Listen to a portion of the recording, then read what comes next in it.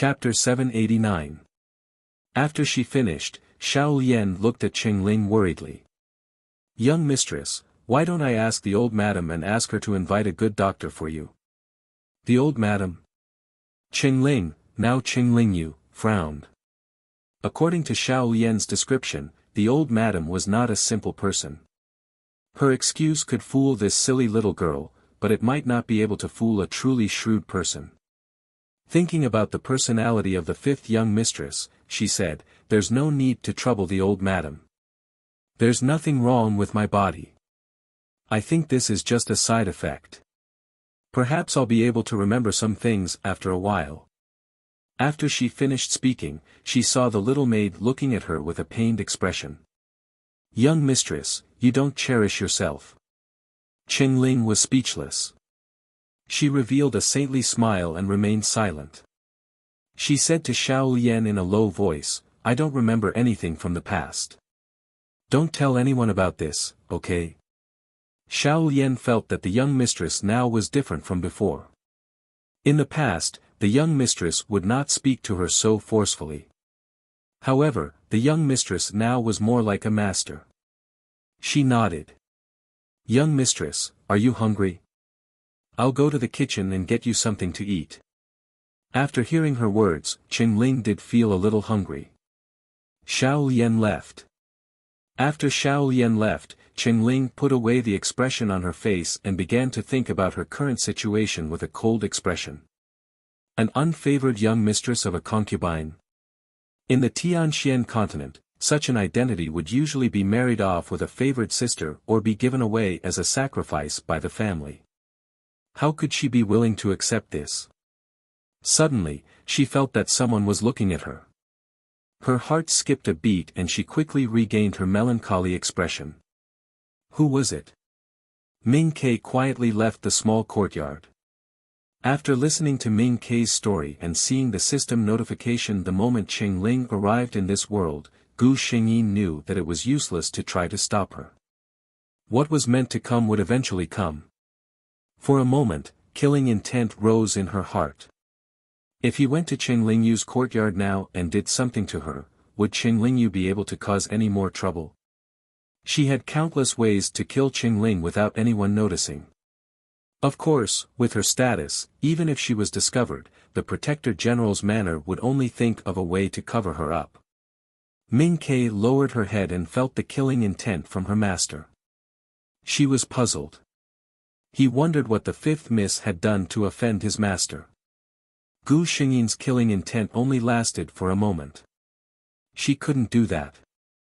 No matter how much she knew in her heart, if she were to attack Qingling now, it was very likely that she would be able to eliminate the threat that Qingling might pose in the future. However, she just couldn't do it. Why should he let the Qingling of this world bear the sins of the original plot? The system sensed her thoughts and thought to itself, "Looks like I've unknowingly cultivated a host with extremely positive values." Gu Xingyin gestured for Ming Ke to leave. System, from now on, monitor Qinglingyu's every move. If she's like in the original plot. A cold light flashed in Gu Xingyin's eyes. Then don't blame me for being ruthless. Chapter 790. The day before returning to the Xiantian Tower, Gu Xingyin specially came to visit her, frightened and bedridden, fifth sister. Qinglingyu frowned when she heard the news. She had also heard about Qinglin from Xiao Lian. She and Qinglingyu were people from two completely different worlds. It could be seen from the name. In the great general's estate, the direct descendants all had the surname Lin, while the concubines could only take the name Ling.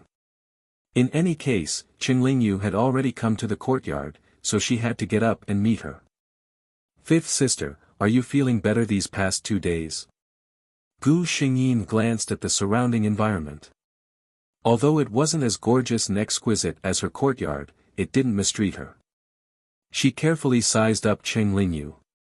Her face was pale, her expression docile, and her eyes were evasive. She was still the same as before. Her acting skills were not bad. Qinglingyu was also discreetly sizing up Gu Xingyin. From the moment Gu Xingyin came in, the instinct engraved in the depths of her soul drove her to stay away from this person. Qing Lingyu was very strong, so strong that she was no match for her. She lowered her head and softly replied, "Thank you for your concern, eldest sister. I'm fine now." Gu Xingyin didn't stay for long. She only said a few words and left a lot of precious herbs before leaving. After Gu Xingyin left, Qing Lingyu swept away her previous timidity. Her gaze swept over the neatly arranged herbs and she sneered. "Young miss, did eldest miss send these over? They're all good things. I'll go boil the medicine for you."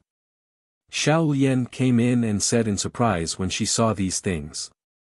Qing Lingyu looked at the little girl busying herself and didn't say anything. Was Qing Linyin concerned about her? Qing Linyin was a high and mighty person who had only met her a few times. Why would she suddenly care about her? What did she want from her? Or rather, what did she want from her? Qing Lingyu didn't understand, but she believed that Qing Linyin's goal wasn't simple. Qing Lingyu's expression only turned cold after Xiaoyan happily took a stock of spiritual medicine to boil for her. "Don't think that you can bribe me with just a few herbs." She had experienced how the Protector General's residence had treated Qing Lingyu all these years. Since she had come to this body, she would naturally repay it on her behalf. Qing Lingyu, as well as those who had ignored her for so many years, would not be left out. Gu Xingyin returned to the Xiantian Tower. There were very few people on this high tower. The head reverend didn't need anyone to serve him. Only Qing Linyin and a few servants were left in the Xiantian Tower. Gu Xingyin went to see the high priest. "Teacher." The high priest opened his eyes. "You're back." "Yes," Gu Xingyin replied. She looked like she wanted to say something but hesitated. How could the high priest miss this opportunity? He said, "If you have anything to say, just say it." Gu Xingyin's expression became serious. "Yes." She began to talk about nothing else but Qing Lingyu. "My fifth sister seems to be different from before. I suspect that she might have been possessed," she said with a frown. Although possession was rare in the Tianxian continent, it wasn't something that had never happened before. However, possession was very cruel to the original owner. The soul that had been possessed would dissipate without any support. Therefore, possession was also seen as a demonic technique. In the Tianxian land, almost everyone had the right to kill a person who had taken over another's body. Chapter 791. Gu Xingyin's soul entering this body was, in a sense, a possession. However, when she came to the mission world, someone had used heaven-defying means to reverse time and space. Strictly speaking, she was in a parallel world to her original world. This female lead soul had long left this world after her original life. Moreover, no one in this world would be able to find anything wrong with this body that was created by the system. However, Qing Lingyu was different. Although Qing Lingyu didn't know why she had entered Qing Lingyu's body, it was a fact that she had taken over Qing Lingyu's body. Qing Lingyu hadn't lost her vitality to begin with. Therefore, without a soul to rely on, her soul would dissipate from this world sooner or later. Possession. The cold voice repeated the word.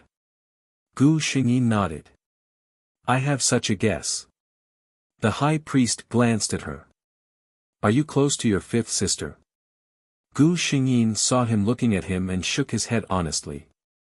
"I grew up with my teacher since I was a child. I've only met my siblings a few times at most." The high priest closed his eyes. "That has nothing to do with you." Gu Xingyin sighed inwardly. She knew the high priest's reaction would be like this. In his eyes, other than a few people who still had some sense of existence, the rest had nothing to do with him. She gritted her teeth. "If that person is evil and wants to frame the great general's residence, if that's the case, I'll personally end her." The high priest opened his eyes helplessly and looked at his little disciple. There was a hint of doting in his voice. Lin, if you want to reach the peak of martial arts, you can't have too many distracting thoughts in your heart. Gu Xinyan's expression froze for a moment before he lowered his head. I understand. She left the hall and asked the system, are you sure there's nothing wrong with Qinglingyu's soul? The system replied with certainty, don't worry. Qinglingyu didn't possess a normal body. She didn't devour or drive away Qinglingyu's soul. Qinglingyu is only temporarily in a deep sleep. In other words, there were two souls in Qinglingyu's body. The real Qinglingyu had fallen into a deep sleep, and Qingling had taken over the body. Gu Xingyin already knew about this beforehand, so she purposely mentioned it to the head consecrator just to inform him of this matter. If the price of Qingling's awakening was the death of Qinglingyu's soul, she would not show any mercy.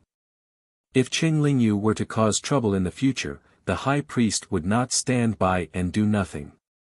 Although she wouldn't kill her, she would restrict her every move, one step at a time. Since Qingling was able to come back to life in Qinglingyu's body after her death, it was a gift from fate. Now, he only hoped that she would be able to stay here peacefully and not let down this hard-won second rebirth. The residence of the Protector General. Fifth sister, big sister is here to see you. A loud female voice sounded from outside the courtyard. Qinglingyu turned to look at Xiao Lian. Xiao Lian immediately answered, it's Miss Hua.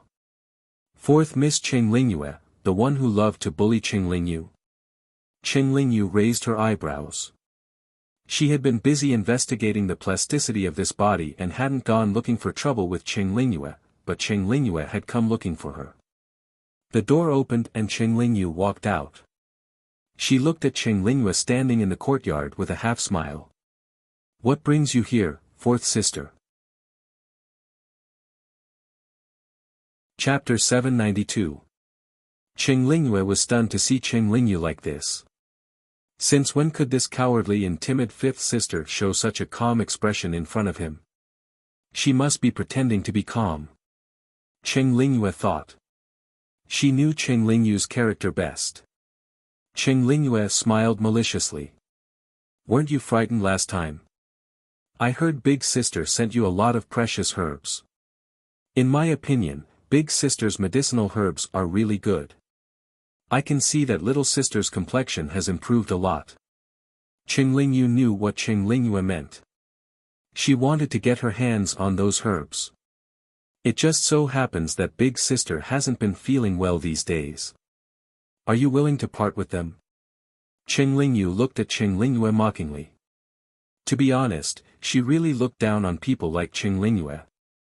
She didn't have any ability, but she was jealous. Whenever she saw something good in others, she would want to take advantage of it. But she didn't want her to get her way. She said indifferently, Big Sister felt sorry for me because I walked around the gates of hell. So, she brought me those herbs. Fourth sister, do you want them because you want to go there first? Qinglingyu's face turned green. Qinglingyu, how dare you curse me? Qinglingyu was expressionless. Fourth sister, you can change your face too. I thought you were so thick-skinned that I couldn't see any expression. Qinglingyu was used to being arrogant and thought her sister was easy to bully. Now that she was ridiculing her, she was naturally angry. She didn't even think before raising her hand to slap her. Today, I'll teach you what it means to respect your elder sister. Qinglingyu had long seen that fourth sister was just a facade. If she really had Xian Qi talent, she wouldn't live with Qinglingyu. She moved her feet and dodged Qinglingyu's slap. Then, she grabbed the side of Qinglingyu's hand. Slap. Qinglingyu's palm landed squarely on her own face. How dare you hit me? Qinglingyu was furious. Qinglingyu looked innocent. Fourth sister, you were careless. I didn't do anything. Qinglingyu refused to believe it and tried to hit her again. Of course, it was impossible for her to succeed. Qinglingyu was kicked to the ground. She looked at Qinglingyu in disbelief. Is this the trash Qinglingyu? How could this be? Although Qing Lingyu had no primordial qi in her body, she had recovered 30% of her strength after days of continuous training. Subduing Qing Lingyu was a piece of cake for her. Qing Lingyu was finally scared. She looked at Qing Lingyu in horror. You! How did Qing Lingyu become like this? You're not her, right? Qing Lingyu's expression turned cold. She looked around and saw that Xiao Lian had gone to get her medicine. Qing Lingyu had come alone, so no one had heard what they had said. She gently walked to Qing Lingyu's side and grabbed her by the collar, forcing her to raise her head. My good sister, you have to know what it means to have a loose tongue. If you don't know how to speak, then there's no need for this tongue. She looked terrifying, and Qing Lingyu could clearly sense the murderous intent coming from her. I was just joking. Fifth sister, you were just joking with me, right? She tried to put on a smile. Whether it's a joke or not depends on you, fourth sister. Qing Lingyu pulled her up and gently smoothed her collar. Qing Lingyu ran out of the courtyard in embarrassment. Chapter 793. Qing Lingyu looked at her coldly. A moment ago, when she was tidying Qing Lingyu's collar, she added a little something. It would be safer for this fourth sister to keep her mouth shut forever. How interesting. A lazy voice came from above. Who is it? Qing Lingyu felt apprehensive inwardly. There was someone nearby, but she did not sense it at all. It meant that there was a huge difference in strength between her and this person. A figure dressed in black appeared before her. Qing Lingyu narrowed her eyes and glanced at him. Your Highness, the second prince. Xian Tiance sized up the girl before him with great interest. She had a pretty face, but she was far from being important. Seeing that she lived in such a remote courtyard, he assumed that she would not be an important person in the great general's mansion. I didn't know that there was such a wonderful person like you in this mansion. How come he did not realize it before? Oh, that's not right. That person who left just now said that she was a completely different person. Murderous intent flashed across Qing Lingyu's mind. Clearly, this man had heard her conversation with Qing Lingyu. During this time, she had learned a lot of common knowledge about the Tianxian land. She understood that if someone were to discover her situation, the consequences would not be good. Xian Tiance felt her murderous intent, but he did not take it to heart. Put away your murderous intent, I mean you no harm. Qing Lingyu looked at him coldly. Why should I believe you? Xian Tiance squinted his eyes, and the pressure from his body pressed down on Qing Lingyu. If I wanted your life, I wouldn't have to spend any effort.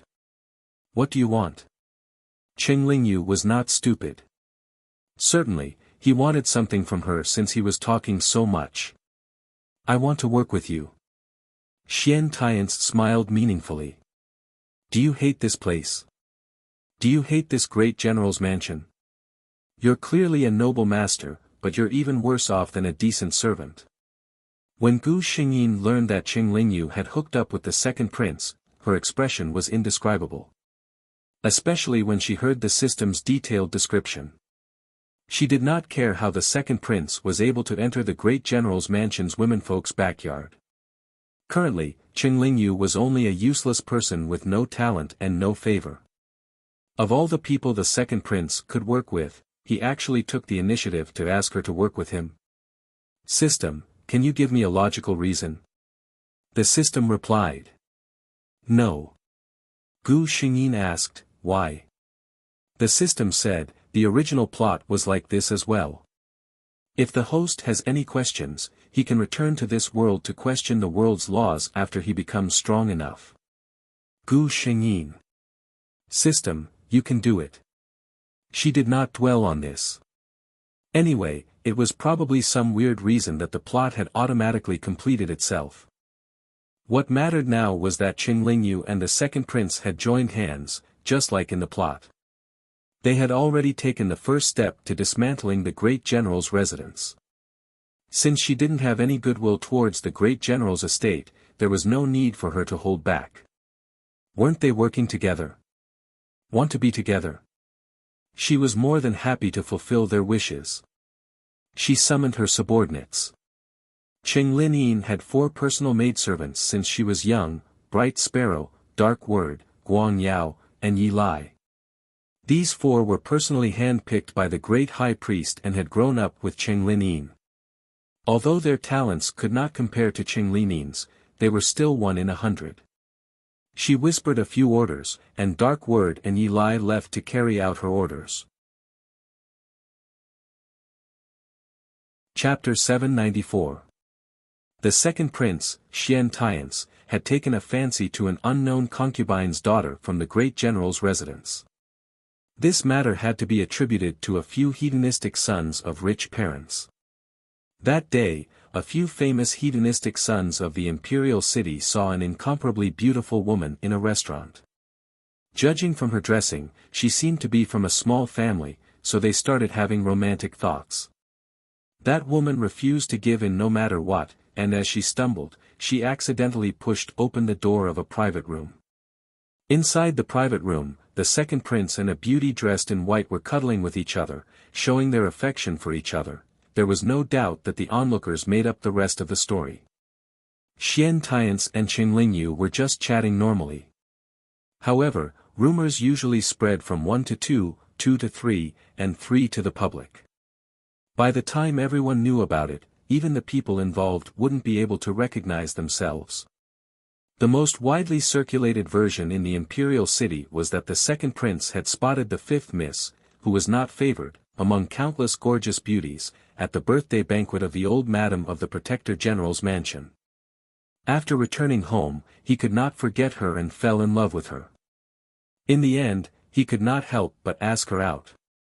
This kind of storybook that involved the rich and powerful and had a hint of sex appeal was the most popular among the masses. The great general's residence. I didn't know that there was someone like you among my daughters. The great general, Qing Tsugang, looked at Qing Lingyu with a solemn expression. He had many children. Except for a few who were especially outstanding, he didn't care about the others. If it weren't for this incident, he wouldn't even have thought of this 5th daughter. Father, I met His Highness the second prince by chance, Qing Lingyu said with a frightened look on her face. By chance? Qing Tsugang sneered. What kind of person is the second prince? If it's really someone you don't know, can you meet him in a private room? He waved his hand to stop Qing Lingyu, who wanted to say more. You don't have to explain anything. I'll send someone to the second prince's residence. If he's interested in you, you can go to his residence and be his concubine. If he's not, the great general's tone became extremely cold. The great general's residence doesn't need a daughter with a ruined reputation. Qing Lingyu returned to the courtyard. When she closed the door, her face darkened. She didn't expect that something she had done so secretly would be discovered so easily. But all of this just happened to be so coincidental. Those hedonistic sons of rich parents spent all day fighting cocks and raising dogs. It was common for them to take a fancy to a beautiful woman and want to take liberties with her. Then, was it really his bad luck? Recalling what her so-called father had said, Qing Lingyu's eyes flashed with ruthlessness. There's not a single good person in this residence. All of them deserve to die. It was time for her to make some plans for herself. Although the two of them had not interacted much, Qing Lingyu knew exactly what kind of person he was. That person was a typical example of a woman who looked like a good girl on the outside but had a heart like the king of hell. Right now, it was still unknown whether or not he was worth saving, so he had to prepare a way out for himself. In the second prince's residence, Xian Tiance sent off the people from the general's residence. The smile on his face disappeared. You want this prince to take that woman? His voice dragged out, but the servants in the room all kept quiet out of fear. As His Highness' personal servants, they all knew that whenever His Highness spoke in such a tone, it meant that he was in a bad mood.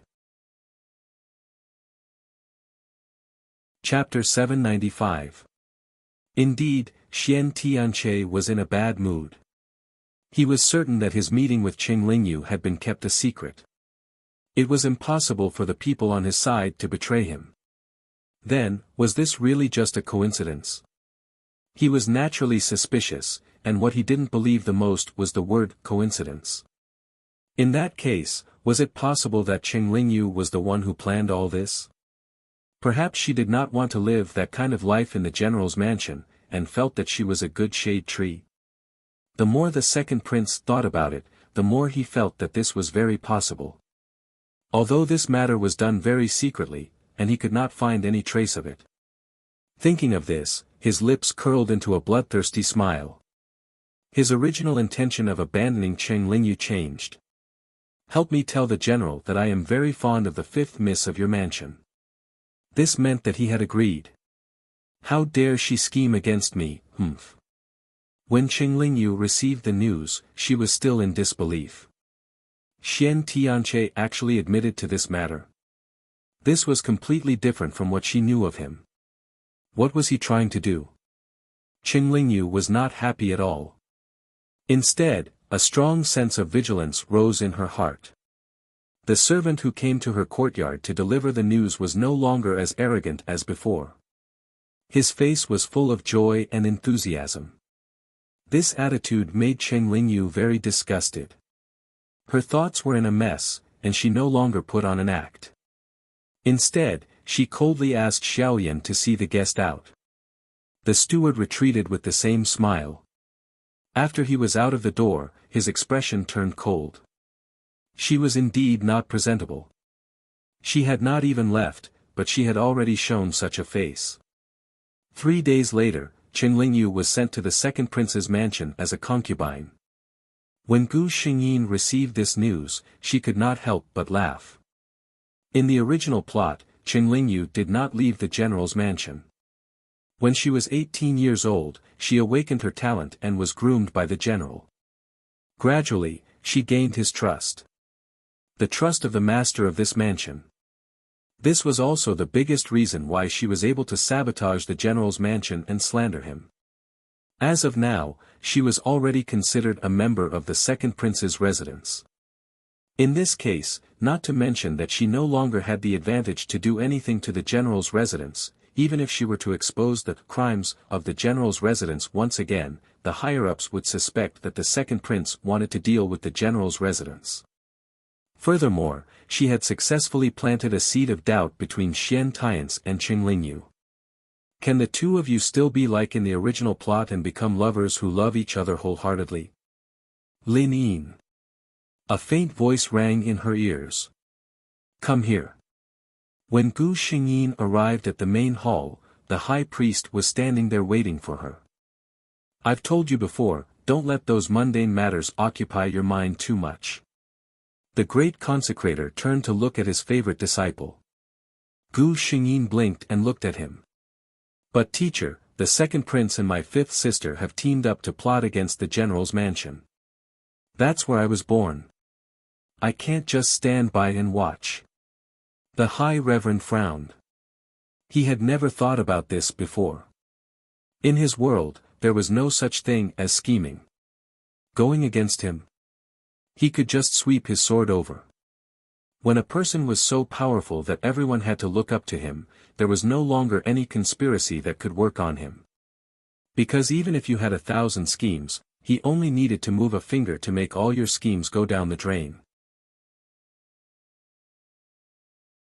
Chapter 796. Therefore, what he hoped for the most was for this disciple of his to become strong enough. One day, because of her existence, no one would dare to touch her family in the slightest. Seeing that her teacher was looking at her disapprovingly, Gu Xingyin giggled and walked over to hug his arm. Teacher, I promise that I'll cultivate diligently.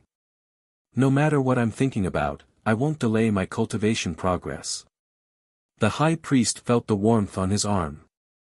It seemed that this disciple of his liked to be close to him more and more recently. He had even read the ancient books in the Shentian Tower for this reason. According to the ancient books, the reason why she suddenly liked to be close to others was because she felt uneasy and indecisive. Was Lin Yin wronged at home? Or was she frightened by the matter between the second prince and her fifth sister?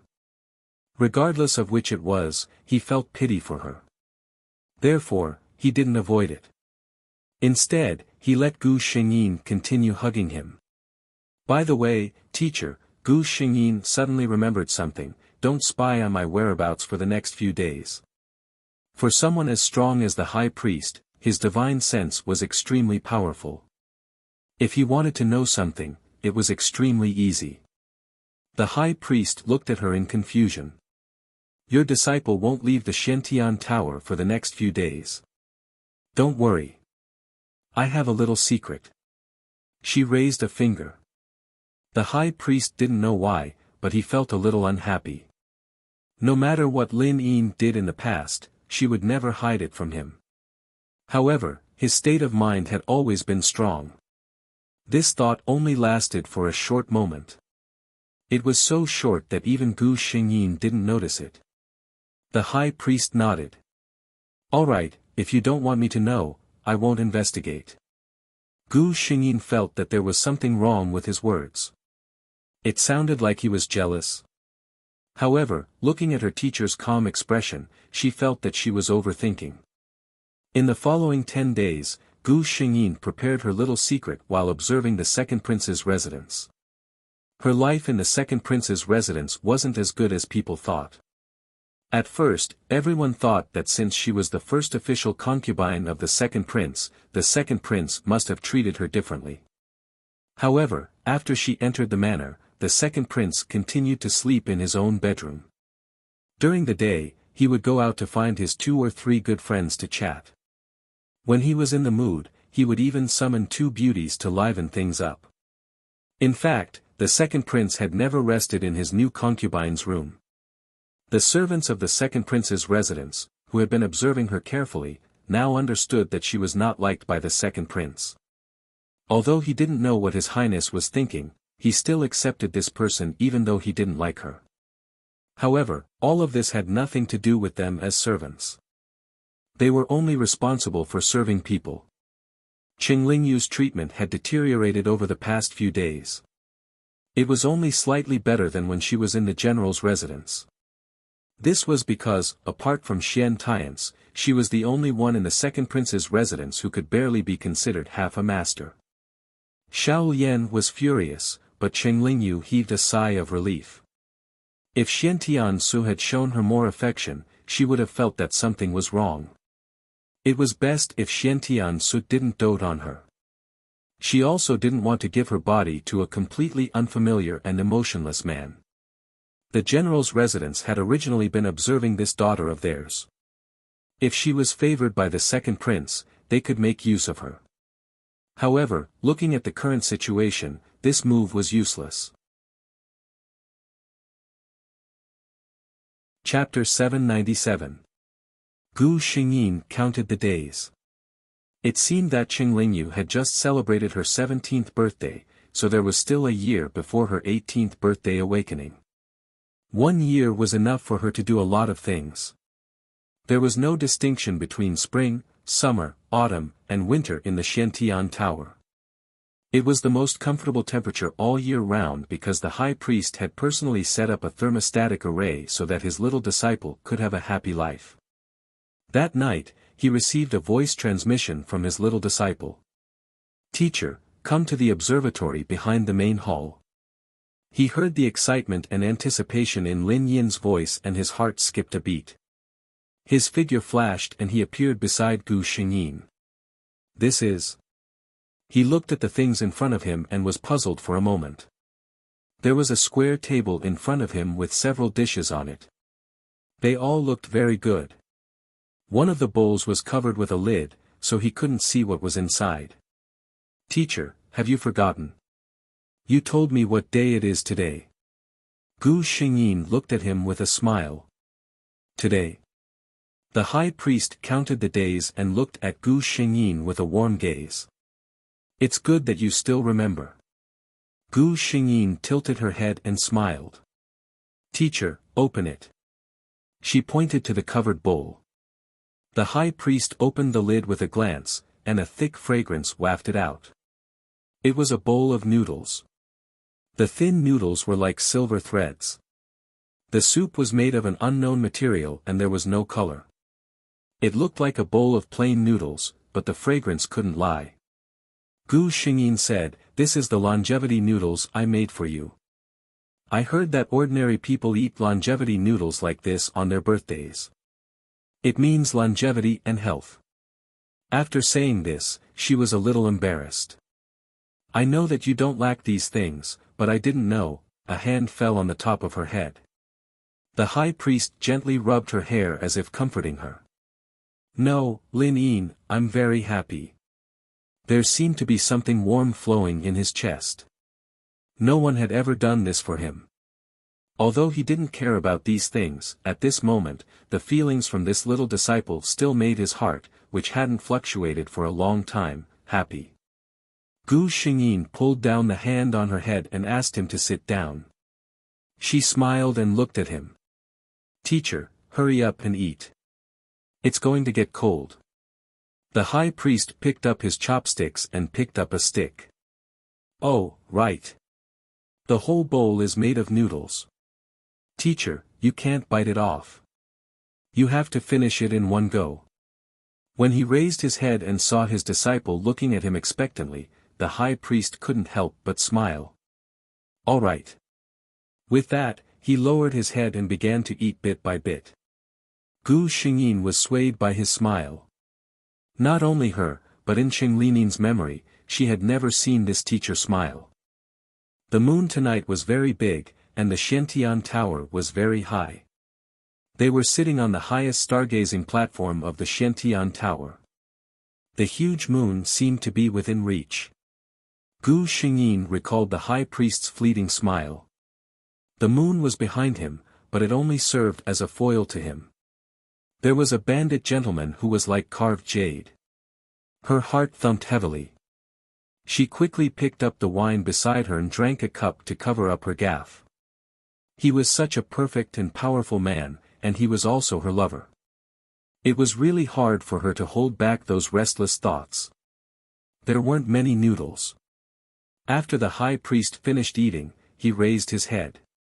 He hadn't eaten any grains for many years, but he had to admit that this bowl of noodles tasted very good. Lin Yin didn't make a sound. If he hadn't sensed that she was sitting in front of him, the high priest would have thought that she had left. When he raised his head, he didn't know whether to laugh or cry.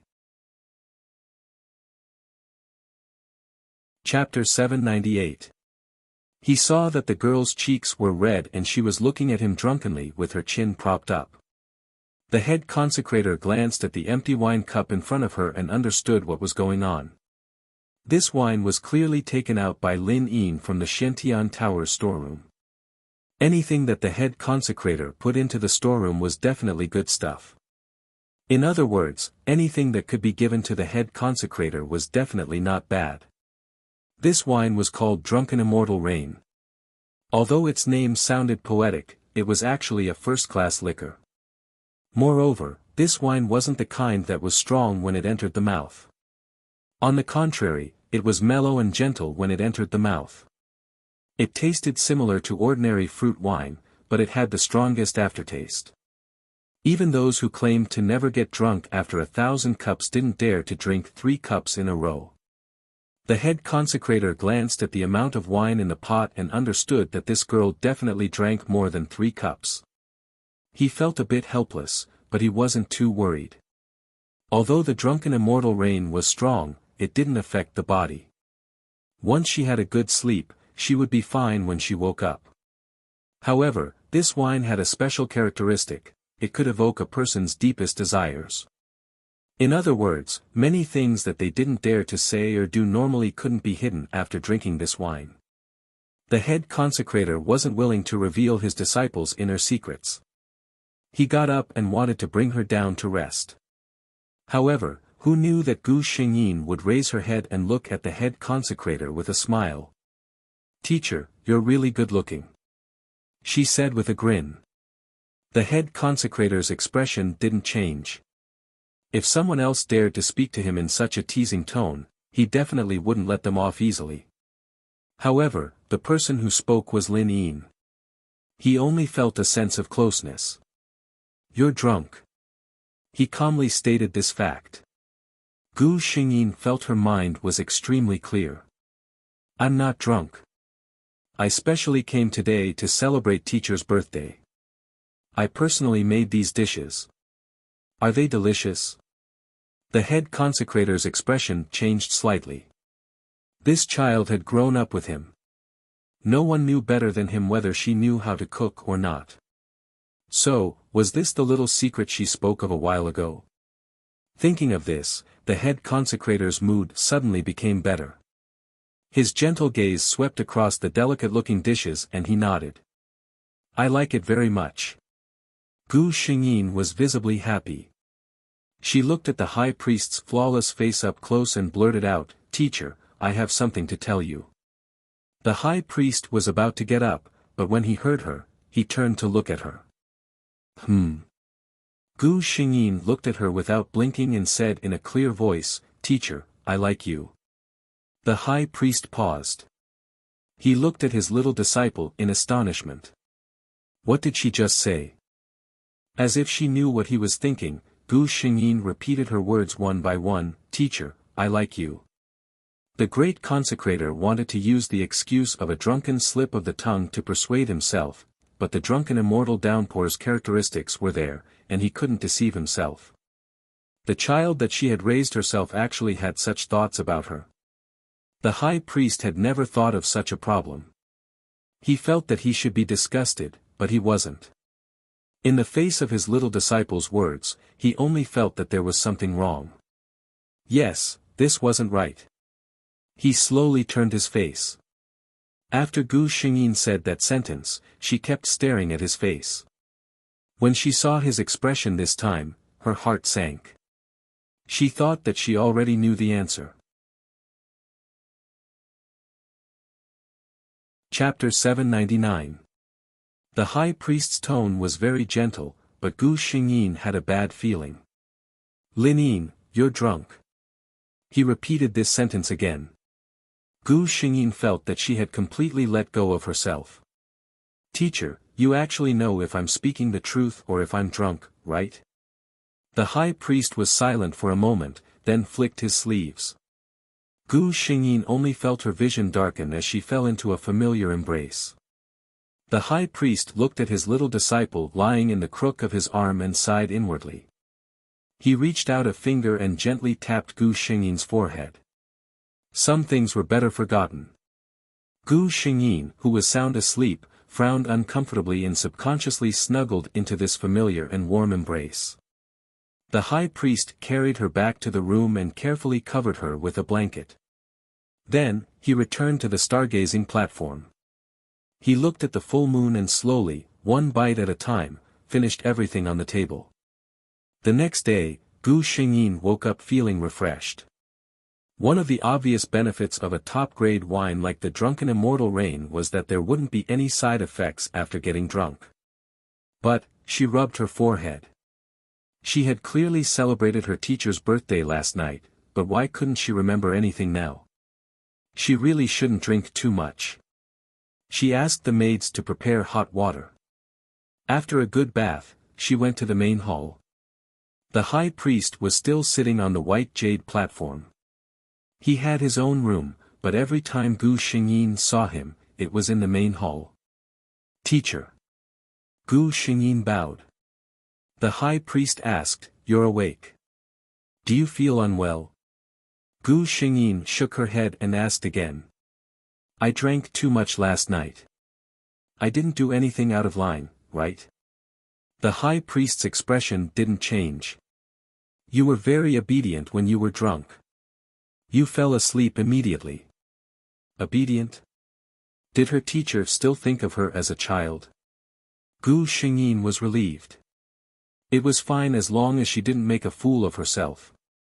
However, the system didn't remind him, so it seemed like nothing had happened. Gu Xingyin put this matter aside. Now, she had to start preparing for something else. At the end of the year, it would be her 18th birthday. After that, the young king competition that was held once every 5 years in the Tianxian continent would begin. Being the #1 talent in the Tianxian land, how could Chen Linyi not participate in such a pageant? If Chen Lingyu hadn't interfered, Chen Linyi's legendary journey would have started here. The new king competition was held once every 5 years, and the various empires would take turns to host it. This time, it was the Vermilion Bird Empire's turn. The Vermilion Bird Empire was located in the southernmost part of the continent. The empire worshipped the vermilion bird, the divine beast that controlled the flames of the south. Hence, it was called the Vermilion Bird Empire. The Vermilion Bird Empire and the Tianxian Empire were separated by a vast desert. This meant that Gu Xingyin would not be able to see the head priest for at least a year after the young king competition. By the time she returned, Chen Lingyu would have already awakened her talent. She went to see the head priest for this, hoping that he could keep an eye on Chen Lingyu while she was away from the Tianxian Empire. The high priest frowned. "That's so troublesome. Why don't I just take care of it for you?" Gu Xingyin paused and asked, "Teacher, can you erase the soul that has taken over my fifth sister without harming her?" The high priest nodded. "I can try." Gu Xingyin thought for a moment. "Not now. I'll have to trouble you to expel this person from my fifth sister's body in the near future." The high priest was puzzled as to why Lin Yin didn't want him to do it now. However, he never cared about this kind of thing, so he didn't ask. Chapter 800. Chen Lingyu convinced the second prince to take her to the Vermilion Bird Empire. Gu Xingyin had to admire Chen Lingyu's ability to convince the second prince to take her with him under such circumstances. However, having Chen Lingyu under her nose was a good thing for her. Time passed quickly. In the blink of an eye, it was the day of departure. The night before departure, Gu Xingyin came to bid farewell to the head priest. "Teacher, I won't be back for many days. Please take care of yourself." She bowed to the head priest. The head priest looked at her and said gently, "You don't have to worry about me. You, on the other hand, should be careful of your own safety." Gu Xingyin nodded in agreement. She suddenly raised her head and said softly, "Teacher, I can't bear to part with you." The high priest's expression softened. He immediately thought of that night when his little disciple had drunk the immortal rain wine and softly said to him, "I like you." In the end, he said calmly, "You're already an adult. There will be times when you'll be alone." Gu Xingyin took a closer look at his expression and sighed inwardly. He then took his leave. Behind her, the palace door closed silently. The next day, Gu Xingyin came to the palace. Accompanying her were 9 of the most famous young masters of the Tianxian dynasty. The second prince was among them. Seeing her arrival, everyone except the second prince, Xian Tiance, came forward to greet her. The emperor praised everyone and rewarded them with countless treasures. Then, the 10 of them set off for the Vermilion Bird Empire under the protection of a few masters of the Tianxian dynasty. During the journey, Gu Xingyin took the time to see Chen Lingyu, who had set off with the second prince. She already knew why Chen Lingyu insisted on coming. She didn't know where she had heard the rumor, but it was said that among the rewards of the Young King competition, there was an item called the Xian pill. Taking this pill could stimulate one's potential to the greatest extent. It was very likely that it could allow a person who was born without Xian Qi to be qualified to cultivate Xian Qi. Although it was equally dangerous, Chen Lingyu wanted to give it a try. If she wanted to obtain the Xian summoning pill, she would definitely not go through the proper channels. Such a precious item, Chen Lingyu would not have the extravagant hope that the victor would use it on her. That's right, what she wanted to do was steal. Although Gu Xingyin didn't know where this woman got the confidence to steal such a precious elixir under the protection of so many experts, he didn't know where she got her confidence from. In fact, if Chen Lingyu had come over and talked to her, she would have been very happy to give her the mysterious summoning pill. Gu Xingyin intended to give her a present. Gu Xingyin wanted to let her have everything and then take everything she stole with his own hands. After a month, the people from the mysterious Heaven Empire finally arrived at the territory of the Vermilion Bird Empire. As the strongest empire in the profound Sky Continent, Gu Xingyin's group was undoubtedly treated with utmost respect. Everything was perfect, except for someone who was especially passionate. Miss Lin Yin, our Vermilion Bird City has many beautiful areas. I wonder if this little king has the honor of inviting Miss to enjoy them together. This handsome man with a warm smile on his face was the youngest brother of the current emperor of the Vermilion Bird Empire, Lai Xiao. From the first time he saw Gu Xingyin, he was stunned by her beauty. He didn't hide his love for Gu Xingyin at all and reported to the Tianxian Empire's embassy every day without fail. Chapter 801. Gu Xingyin was almost worn out by him. Didn't you say he was annoying? His eyes clearly showed his admiration and adoration for you, but he never crossed the line. Every time, he would step on the boundaries that she could accept. And he didn't just invite Gu Xingyin alone. Just like now, even if everyone knew that his goal was Gu Xingyin, he didn't forget to consider the feelings of others. Our Vermilion Bird City has a Xuanhua cave. It is rumored that there is a fire seed left behind by the Vermilion Bird hidden underground. When a martial artist is inside, their cultivation speed will increase by a lot. When he said this, everyone's eyes lit up. Such an obvious scheme, but Gu Xingyin couldn't refuse. This was because everyone else had an eager expression on their faces, while Lai Xiao was looking at him eagerly. Moreover, she was a bit curious about such a place. She nodded. Lai Xiao laughed heartily and didn't waste any more words. He personally led the way for everyone. He told everyone without reservation because the Vermilion Bird Empire's Xuanhua cave wasn't a secret to begin with, and it had a limited effect on cultivation. Normal martial artists would only have a certain effect on their first try. After that, their strength wouldn't increase at all. Miss Lin Yin, it is spring now, and there are many tourists. To think that such a beautiful girl like you will attract the attention of many young masters. Lai Xiao exclaimed. His tone was straightforward, and his words were full of praise. Gu Xingyin could only smile faintly. Your Highness is too kind. So when the head consecrator wanted to see what his little disciple was doing, his divine sense saw this scene. She was fighting with a handsome man in a red robe on the busy street. The two seemed to be very close, and Lin Yin even showed him a very happy smile. The head consecrator didn't have any impression of this person. Judging from his clothes, he wasn't from the Tianxian kingdom. Who was he? The head consecrator only felt that the scene of the two smiling at each other was inexplicably dazzling. The undisguised adoration in the man's eyes made him even more annoyed. He had romantic feelings for Lin Yin. Then what about Lin Yin? The head consecrator carefully looked at his disciple and found that she didn't reject this man's closeness. Lin Yin had lived in the Tianxian Tower with him for the past 18 years. She rarely interacted with outsiders, especially men. This man's status wasn't low, and his looks were barely decent. He also looked like a talkative person. Didn't he see that the usually taciturn Lin Yin was so happy and smiled at him? Lin Yin was so innocent, she couldn't have been deceived. The head consecrator started to worry for his little disciple. No. The next moment, the head consecrator suddenly. Just now, there was a moment of confusion in his state of mind when he saw Lin Yin smiling at that person. Since when did she have such a huge influence on his thoughts? His consecrator S's. Consecrator? The head consecrator withdrew his divine sense.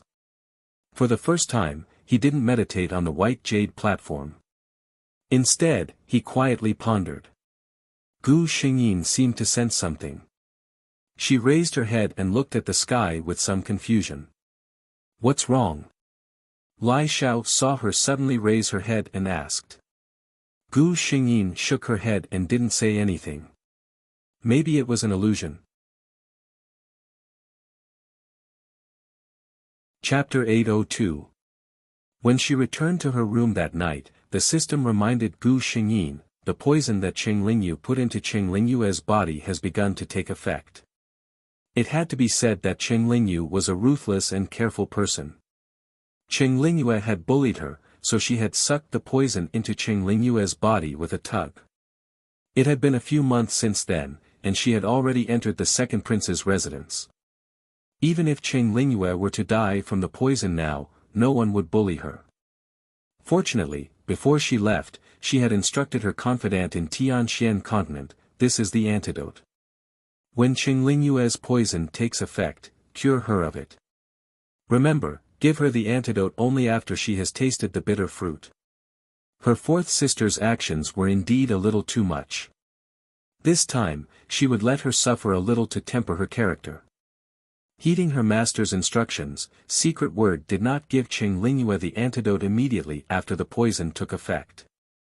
Instead, after she had invited a few physicians, all of whom said that they were powerless and that she would rather die than suffer for a few days, Secret Word snuck into her courtyard one night and placed a letter and a bottle of antidote on the table. The letter clearly stated that this was her punishment for her unforgiving mouth, her tendency to take advantage of others, and her haggling over every little thing. This time, she would be spared. If there was a next time, no one would save her. After the scare, Qing Lingyue's character actually changed. Although she did not become as timid and cowardly as Qing Lingyu in the past, she became more cautious in her words and actions. Qing Lingyu did not know this. In her heart, Qing Lingyue was already a dead person. She was currently in her room, reading a blurry parchment scroll. She had come across it by chance in an ancient book in the second prince's residence, and it recorded information related to possession. Hesitant possession had always been a very good thing, so very few people were interested in it. She slowly read through the content on it.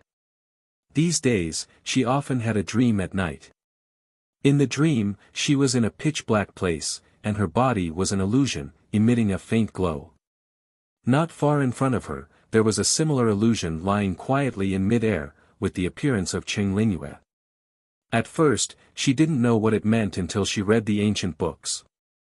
Through her investigation, she discovered that she had not completely obtained a new life. The place she went to in her dream was the sea of consciousness of this body. Her soul came to this body, but the soul of the original owner, Qing Lingyu, didn't disappear. She just fell into a deep sleep. Now, she frequently dreamed of this scene because Qing Lingyu's soul was gradually getting stronger. When Qing Lingyu woke up, it would be the time when she would be expelled from this body. How could she allow such a thing to happen? To Qing Ling, coming to this alternate world after death was a gift from the heavens. Since she had come back to life in Qing Lingyu's body, she was now Qing Lingyu. As for the original Qing Lingyu, since you've been asleep for so long, there's no need for you to wake up. Just stay asleep forever. This sheepskin scroll recorded how to expel a soul from a body. In fact, it was a complete method of possession. However, Qing Ling had already accidentally completed the most difficult task, which was to place her soul into the body. Now, she only had one step left, and that was how to expel the original owner's soul and truly obtain this body. Chapter 803. She did not have any celestial qi in her body. Even if there was a method written on the parchment, it would not be easy for her. However, the mystic summoning pill gave her hope.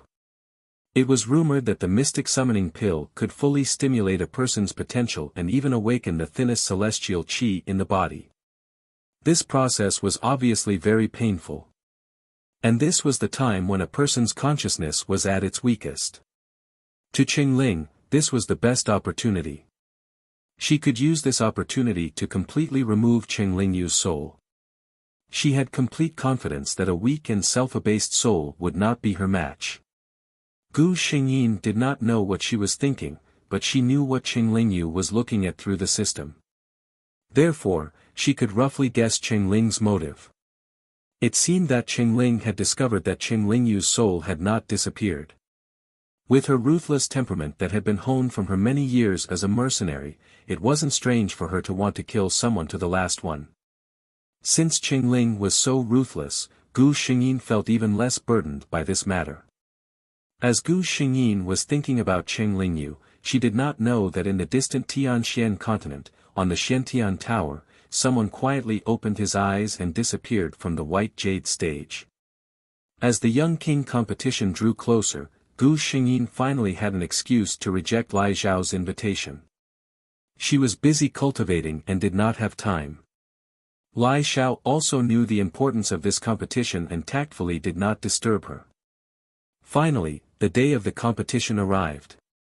When Gu Xingyin followed the rest of the participants from the Tianxian continent out of the embassy, there was already a crowd of onlookers outside. Most of these people did not have the right to enter the competition grounds and could only see the continent's youngest and strongest warrior.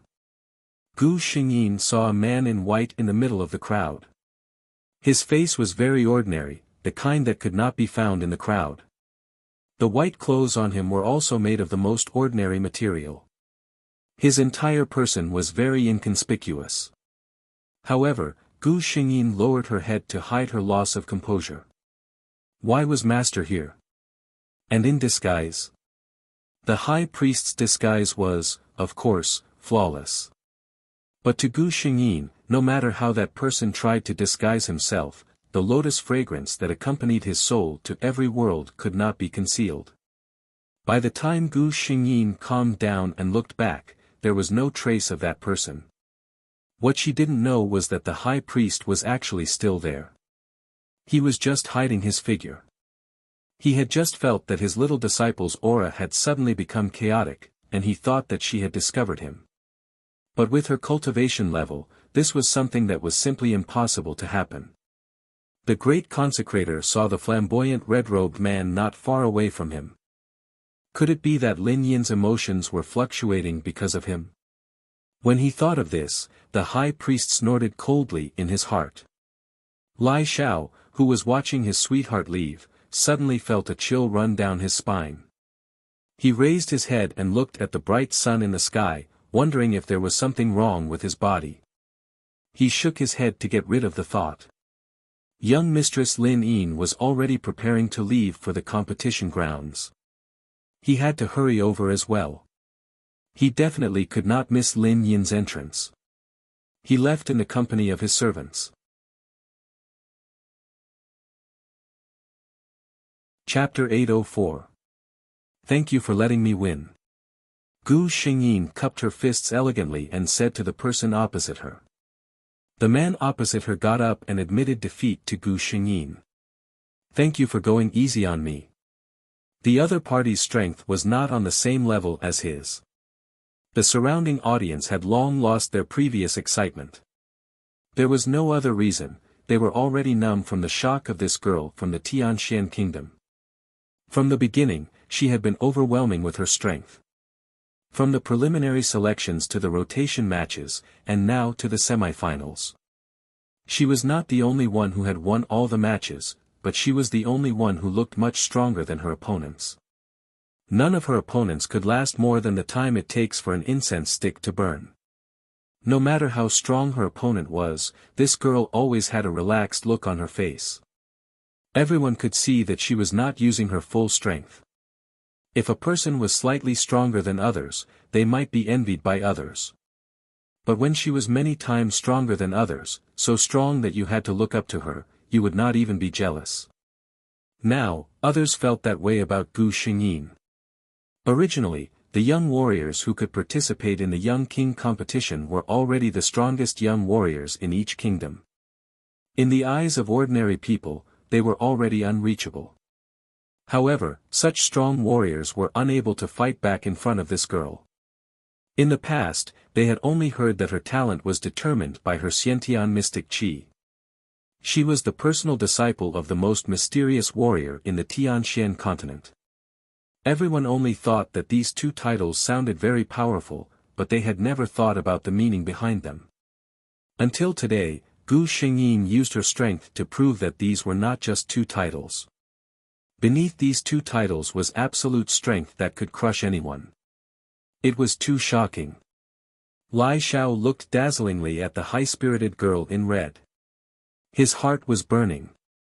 He had never clearly understood what kind of girl he had fallen in love with. She was different from others. She was one of a kind. He might not even be worthy of her. But Lai Xiao had no intention of backing down. He looked at Gu Xingyin in the arena with a burning gaze and said softly, "I must have such a peerless girl." His words were so soft that even the people sitting next to him did not hear them. However, a certain white-robed man who had been paying attention to him with a strand of his divine sense heard it. His face darkened when he heard this. As a result, Lord Lai Xiao once again felt a chill down his spine when the sun was high in the sky. He shivered and put away his thoughts. Once again, he looked silently at the cloudless sky. Could it be that he was really sick? Forget it, after the competition, he did not look for Miss Lin Yin. He should go find a doctor first. Sensing that the man's gaze was no longer fixed on Gu Xingyin, the man in white nodded in satisfaction. He was sitting right in the middle of the field.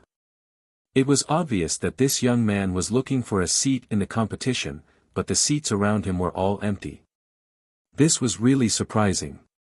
However, the most surprising thing was that although no one was sitting next to him, no one else found it strange. If someone wanted to pass by, they would subconsciously go around this position as if it did not exist. Chapter 805. The high priest stared at his little disciple in a daze. Lin Yin always wore an obedient smile in front of him. She looked so dependent on him, as if she hadn't grown up yet. He never knew that his little disciple, who had always been a little girl in his eyes, would have such a side to her. She stood on the field and defeated her opponents one by one. She wasn't shy in the face of everyone's cheers and praises. She was a high-spirited and dazzling girl. She was the disciple he had taught since she was a child. She was his. Lin Yin. The high priest felt something warm flowing in his heart. He reached out his hand to cover his chest, where his heart was beating at a speed that was not normal.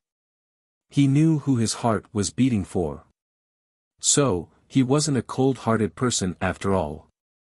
His heart didn't beat because he had never met anyone who could make him move. The high priest looked at Gu Xingyin in the field. His eyes gradually became deep. A smile also appeared on his face. Because of this smile, his ordinary face seemed to have become very moving. Unfortunately, no one was able to appreciate this scene. There was another person who was also looking at Gu Xingyin with a burning gaze. Qing Lingyu, who was lucky enough to be here to watch the competition thanks to the second prince. Looking at Gu Xingyin, who was enjoying the admiration of everyone in the field, Qing Lingyu felt her blood boiling. Yes, that's right. That's it. It was this kind of life that she had been pursuing. She wanted to be powerful and live in the shock and admiration of everyone. She wanted to create a legend. She even thought that it would be great if she had transmigrated into Qing Linin's body. In that case, she wouldn't have to spend so much effort to plan for herself. She could easily get everything she wanted. The more she thought about it, the more excited she became. But in the end, reason calmed her down. That was impossible. Not to mention that Qing Linin was a powerful cultivator. She might not be able to defeat her in terms of soul strength. It was already a gift from the heavens that she had a chance to start over. Desire was endless. Why should she be greedy? Qing Lingyu suppressed the wild thoughts in her mind and loosened her palm, which was hurt by her nails. What about Qing Linin? When he successfully obtained the profound summoning pill, he would be qualified to cultivate and gain control of this body. She didn't believe that she was inferior to anyone. When the time came, he, who had taken over Qing Lingyu's body, would naturally help her settle all the grudges in the past, including the general's residence and those who had looked down on her. she didn't want to admit that she was the one who had taken Chen Lingyu's body, and that she should be the person that Chen Lingyu hated the most. Chen Lingyu was such a coward. She would only be bullied by others and live a humble and cowardly life. Perhaps her arrival would be her relief.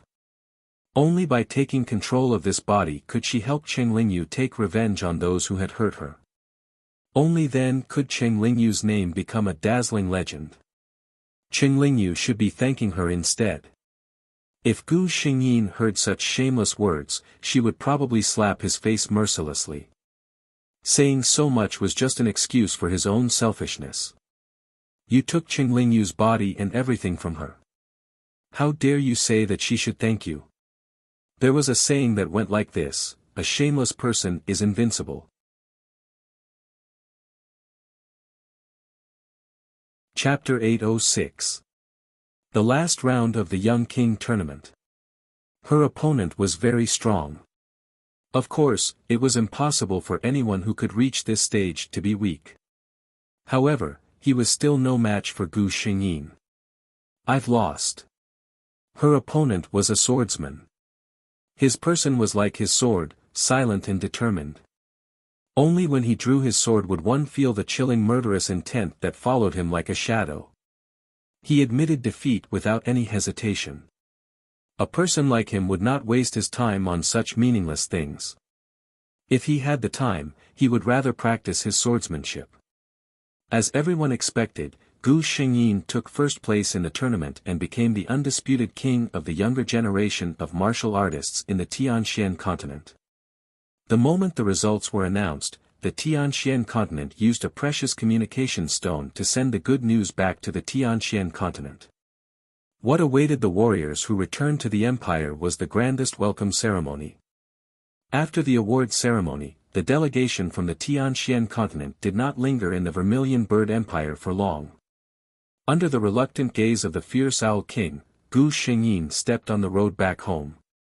In the carriage, Gu Xingyin was playing with an exquisite white jade bottle. Inside the bottle was the mystical summoning pill that Chen Lingyu could not forget. She knew that Chen Lingyu was trying to get her hands on this bottle of pills. She, too, was thinking of how to let Chen Lingyu get her hands on this bottle of pills. She would treat it as a gift to the real Chen Lingyu. The effects of the mystical summoning pill were terrifying. It could completely cleanse one's muscles, marrow, and bones. Ordinary people could not bear such pain. Among the cases of people who failed to awaken after taking the mystical summoning pill, at least 30% of them failed because they could not bear the pain. If it was the real Chen Lingyu, she would not be able to bear the pain. But Chen Ling was different. For the sake of becoming stronger, she was willing to do anything. Her goal was to expel Chen Lingyu when her soul was at its weakest, the moment of awakening. Coincidentally, Gu Xingyin had the same idea. Expel her from Chen Lingyu's body when her soul was at its weakest. Give him a taste of his own medicine. No one had wronged anyone. As Gu Xingyin was thinking, a familiar aura appeared beside her. She wasn't surprised at all. She turned her head and smiled.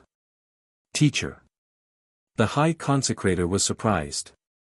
How did you know it was me? Gu Xingyin blinked. No matter what you look like, I'll be able to recognize you at a glance. The High Consecrator admitted that he was overjoyed by these words. Close your eyes, he said. Gu Xingyin closed her eyes without hesitation. Seeing that she didn't hesitate at all in response to his words and didn't even put up any defenses, exposing all her vital points to him, the high priest's eyes warmed. He gently reached out a finger and tapped on Gu Xingyin's forehead. The sealed memories of that night flooded into Gu Xingyin's mind. So. I actually confessed to her so directly when I was drunk. Gu Xingyin opened her eyes with some hesitation and looked at the High Consecrator, who had returned to his original appearance. She could totally understand why her teacher sealed her memories. This way, they could avoid awkwardness and discomfort. But now, why did he suddenly release the seal?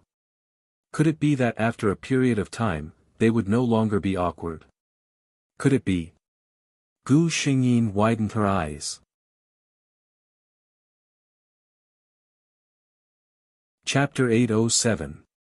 Seeing the little girl in front of him staring at him in a daze, the high priest felt very happy. Others could only see her commanding and high-spirited appearance.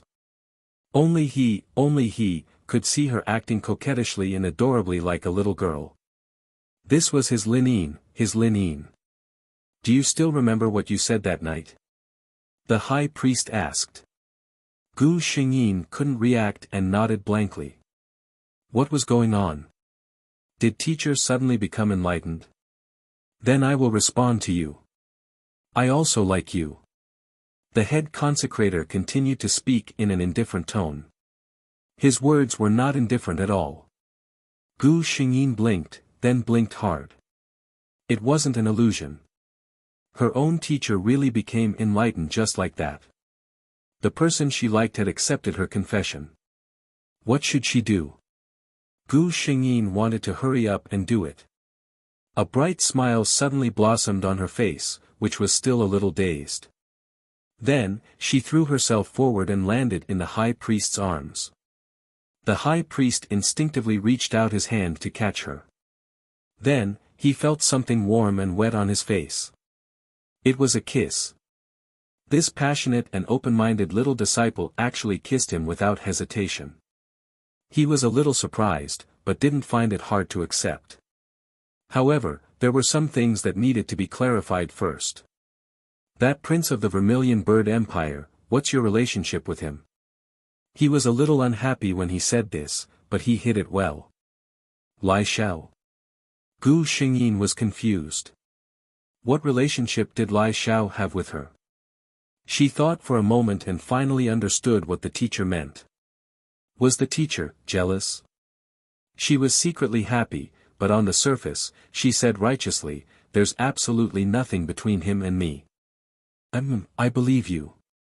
The high priest knew in his heart that Lin Yin didn't have any feelings for that man. After all, his status wasn't as high as his looks weren't as outstanding, and his strength wasn't as strong.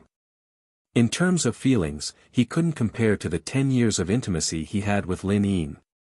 No matter how he looked at it, Lin Yin wouldn't like someone else over him. The confident great consecrator thought so. However, there were some words that he still wanted to hear from the mouth of his beloved. The two of them enjoyed each other's company for a while before the high priest finally got down to business. I saw you holding this little bottle for a long time. Is there something on your mind? He asked.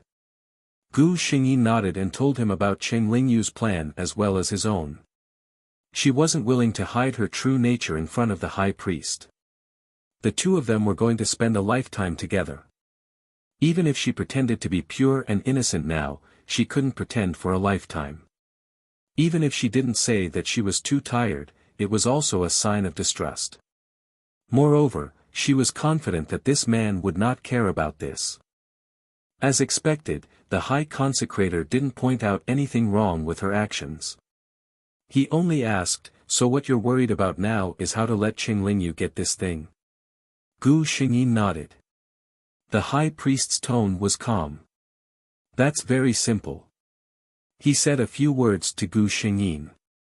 Gu Xingyin's eyes lit up and she nodded. The carriages were slowly moving forward. At this moment, a masked figure suddenly rushed out of the forest on the side and attacked Cheng Lingyu's carriage. Chapter 808.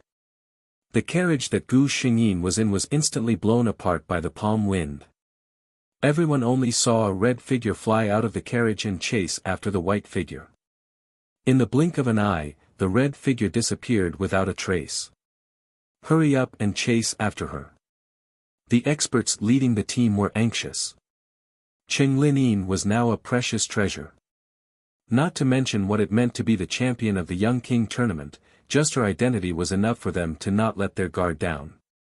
If something happened to her while she was under their protection, who would be able to bear the responsibility if the head consecrator pursued the matter? Everyone else also got out of their carriages. The moment Qing Lingyu got out of the carriage, she saw a familiar jade bottle not far away. Wasn't this the mystic summoning pill?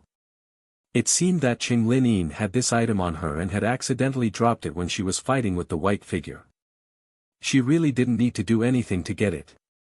Qing Lingyu quickly picked up the item and put it in her sleeve. Then, like everyone else, she revealed a worried expression. However, just as the experts in the team chased after her, they saw Gu Xingyin coming back alone. Her face was a little pale. It was obvious that she was injured. That person was too fast. I couldn't catch up to him. She looked tired. Everyone asked her how she was. Gu Xingyin shook her head. It's just a minor injury. I have my own healing pills. I'll be fine after resting for a while. There was no lack of empty carriages in the team. Soon, Gu Xingyin boarded a new carriage. The team strengthened their security and set off again. Gu Xingyin was also exempted from all disturbances due to her injury. The moment she entered the carriage, the weakness on her face disappeared without a trace. A certain man was already sitting inside. "Teacher, you're so fast." The head consecrator glanced at her. "You can't find me with just these few people." After saying this, he frowned. The Tianxian Empire is too much. Did they only send these few people to protect you? If you encounter a true expert, won't you be in danger? Gu Xingyin was silent for a moment. These elders were already the top experts in the Tianxian Empire. So, in her teacher's eyes, they weren't even true experts. What were the standards of a teacher? If it were him, then indeed, there would not be many elite warriors in the entire Tianxian land that he could bring out. That afternoon, Gu Xingyin, who was recuperating from her injuries, walked out of the carriage with a pale face. She found the elders in charge of protecting them and seemed to have said something to them. The faces of the elders turned solemn. In the end, they could only shake their heads helplessly. Qing Lingyu watched and knew that Qing Linyin had most likely discovered that the black summoning pill was gone. At this time, everyone would definitely think that the profound summoning pill had been taken away by the white-clothed man who had suddenly attacked them, and no one would trace it back to the convoy. She looked at Gu Xingyin's gloomy expression as she got off the carriage. She only felt happy in her heart. So what if you obtained the profound summoning pill?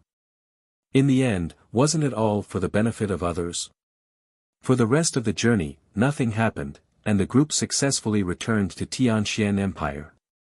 As expected, the Emperor of Tianxian Empire was extremely happy this time.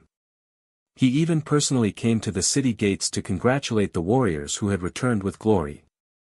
Among them, the one who received the most attention was undoubtedly Gu Xingyin. The palace even held a grand celebration banquet for her. The banquet had just ended when Gu Xingyin asked to leave. The emperor wanted to persuade her to stay, but Gu Xingyin could only use the high priestess. The high priestess name was indeed useful. The emperor didn't dare to stop her. Gu Xingyin smoothly left the palace and returned to the Shantian Tower. There were still people waiting for her there.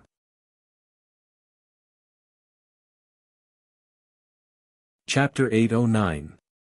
The first thing Qing Lingyu did when she returned to the second prince's residence was to find out how to take the pill and what preparations she needed to make. Fortunately, the second prince didn't care about her at all. The servants in the residence also knew that this master wasn't favored and didn't have any hobbies other than reading books. Therefore, no one cared about her. Qing Lingyu flipped through several ancient books, which all said that the pill could be taken directly. And the effect was very fast. The result could be seen in one night, whether it was a success or a failure. However, the effect of the pill was very strong. When it took effect, it would be very painful.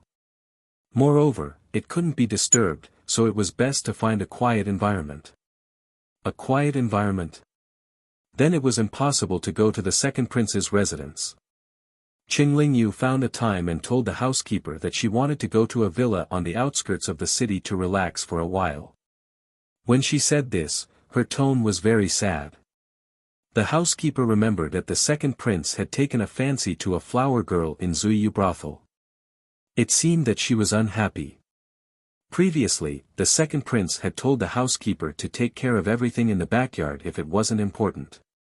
The housekeeper didn't inform the second prince and only ordered a few good guards to follow her to the villa to protect Qinglingyu's safety. Qinglingyu successfully made her way to the secluded courtyard. Because she was a female, the guards only waited outside the courtyard and didn't come in. It was very convenient. She told them in advance that she would wake up late in the morning and ask them not to disturb her. The guards all said they understood. That night, Qinglingyu sat on the bed and looked at the jade bottle for a long time. Finally, she pulled out the jade stopper and took out a round, jade-colored pill. After looking at it for a while, she put it into her mouth without hesitation. At first, she didn't feel anything. Slowly, from her dantian, it began to heat up. The heat wasn't obvious at first, but then it became heavier and heavier. It even reached the point of burning, and then it spread throughout her body. There seemed to be a boom sound, as if some switch had been turned on in her body. Her entire body, from head to toe, whether it was her internal organs, skin, or even a strand of hair, she felt as if she had been scalded. Pain. The extreme pain spread throughout her body, as if there were countless blades cutting her body under her skin. Qinglingyu knew that this was the process of reshaping her bone structure. She couldn't help but groan. Back when she was still the queen of mercenaries, she had been plotted against and hunted down for 7 days and 7 nights. The gunshot wound on her calf hadn't been treated in time, and she hadn't even frowned when it was red and swollen. That little bit of pain was nothing compared to what he was feeling now. Her consciousness was already a little dizzy from the pain. Realizing this, she suddenly gathered her remaining strength without hesitation and fiercely bit the tip of her tongue. It was just an increase in pain, but this action allowed her to regain a trace of clarity. He couldn't fall asleep. Otherwise, he might fall asleep forever. She secretly cheered herself on. She had sacrificed so much, planned for so long, and finally saw a little hope of success. How could she allow herself to kneel at this last step?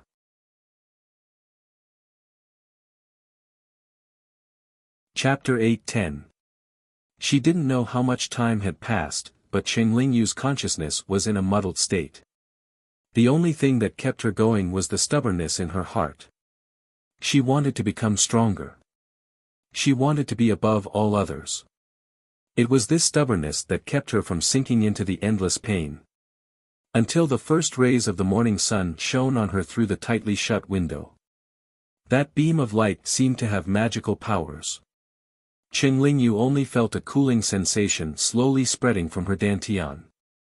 Wherever that cooling sensation flowed, the burning sensation and the tearing pain were gradually alleviated. Her weak and powerless body was slowly being filled with strength. She was overjoyed. She knew that she had succeeded. She sat up with difficulty. This simple action exhausted the little bit of strength she had just recovered. Qinglingyu positioned herself in a posture with her palms facing the sky. She followed the method described on the parchment and slowly sensed the subtle celestial qi in her body. She was waiting. She was waiting for the cool sensation to seep into her meridians, bones, and blood. She was waiting for her body, which had been severely injured last night, to fully recover. That would be the time for her to act. When that time came, she would truly become the only Qinglingyu. She didn't know that in this room, there were 2 people standing quietly less than 5 steps away from her. "You're quite considerate of your sister," said the high priest. He waved his hand and set up a boundary around them. Even if Qinglingyu was at her peak, she wouldn't be able to detect them, let alone the current Qinglingyu. Gu Xingyin said, "She's my sister after all. Just take it as giving her an opportunity." Of course, she was referring to the real Qinglingyu. The high priest took a closer look at the seated Qinglingyu and suddenly said, "This woman is quite resilient. Gu Xingyin didn't say anything. Of course, she was resilient. It was a pity that her arrival was a mistake. The two waited for about the time it took to brew a cup of tea. When the body had more or less recovered, Qinglingyu calmed her mind and entered the sea of consciousness. The real Qinglingyu's soul was still sleeping quietly, but the light around her illusory body was much stronger. This meant that if there were no external influences, she would wake up on her own soon. A murderous look appeared on Qingling's face. Sorry. Since you're unlucky to have met me, you should just go into a deep sleep. She raised her hand to grab Qinglingyu's neck. However, before she could touch Qinglingyu's soul, she felt her body being held in place by a huge force. Then, a huge pulling force tore her soul out. His surroundings were empty, as if he had nothing to rely on. Qingling knew that something was wrong. The parchment did not mention such a thing. She raised her head and her pupils shrank at what she saw. There were two people standing in front of him. She was very familiar with one of them. It was Qinglin, who had just received the title of young king.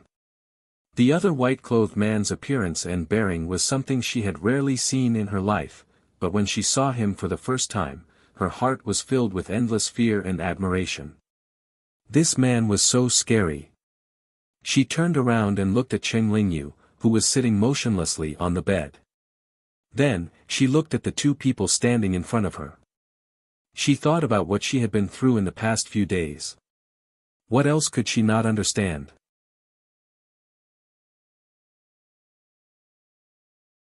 Chapter 8:11. Her eyes were bloodshot as she looked at the two of them. You set me up. The high priest didn't say anything. Gu Xingyin continued, we set you up. Wrong. You were the one who set me up. Qingling sneered. I did all this just to keep myself alive.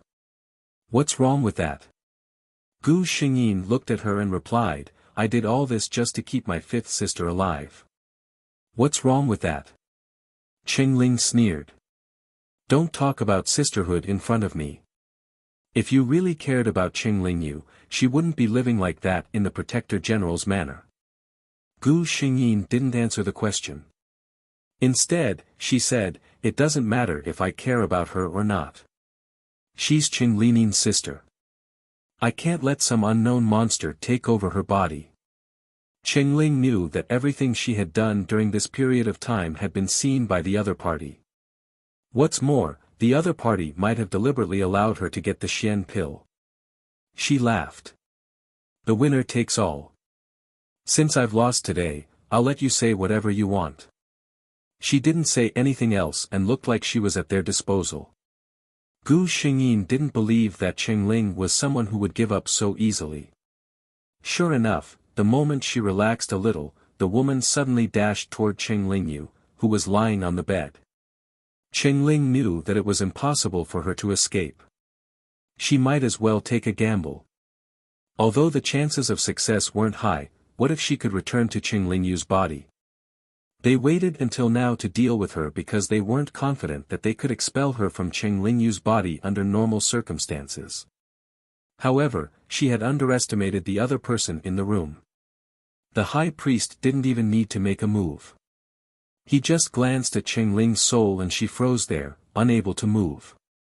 The high priest ignored the frozen Qingling and went to Qingling's side in a flash. He bent down and glanced at the unconscious person. Then, he raised his hand and a misty light shot towards her body. I've already helped her stabilize her soul. She won't have to worry about being taken advantage of in the future, he told Gu Xingyin. Gu Xingyin knew that she was willing to do this because of her. She smiled and said, thank you, teacher. Teacher. Qingling finally knew who this man with a terrifying aura was. The rumored #1 expert of the Middle Continent, the unfathomable great consecrator of the Tianxian Empire. Indeed, it was not unjust for him to fall. She closed her eyes. In the end, she was still lacking. At this moment, Qinglingyu, who had been unconscious all this time, opened her eyes groggily. She was still a little confused at this moment. When she looked around, she found herself in an unfamiliar environment with two people standing beside her. One of them was her big sister, who was high and mighty. As for the other, she only glanced at her briefly before hurriedly lowering her head. The moment she lowered her head, countless memories flooded into her mind like a tidal wave, causing her to feel a little absent-minded. What had happened during this period of time? She saw that a complete stranger had taken over her life, doing things that she didn't even dare to imagine before. Qingling admitted that those days were far more exciting than living alone in the small courtyard of the Protector General's residence. However, that wasn't her.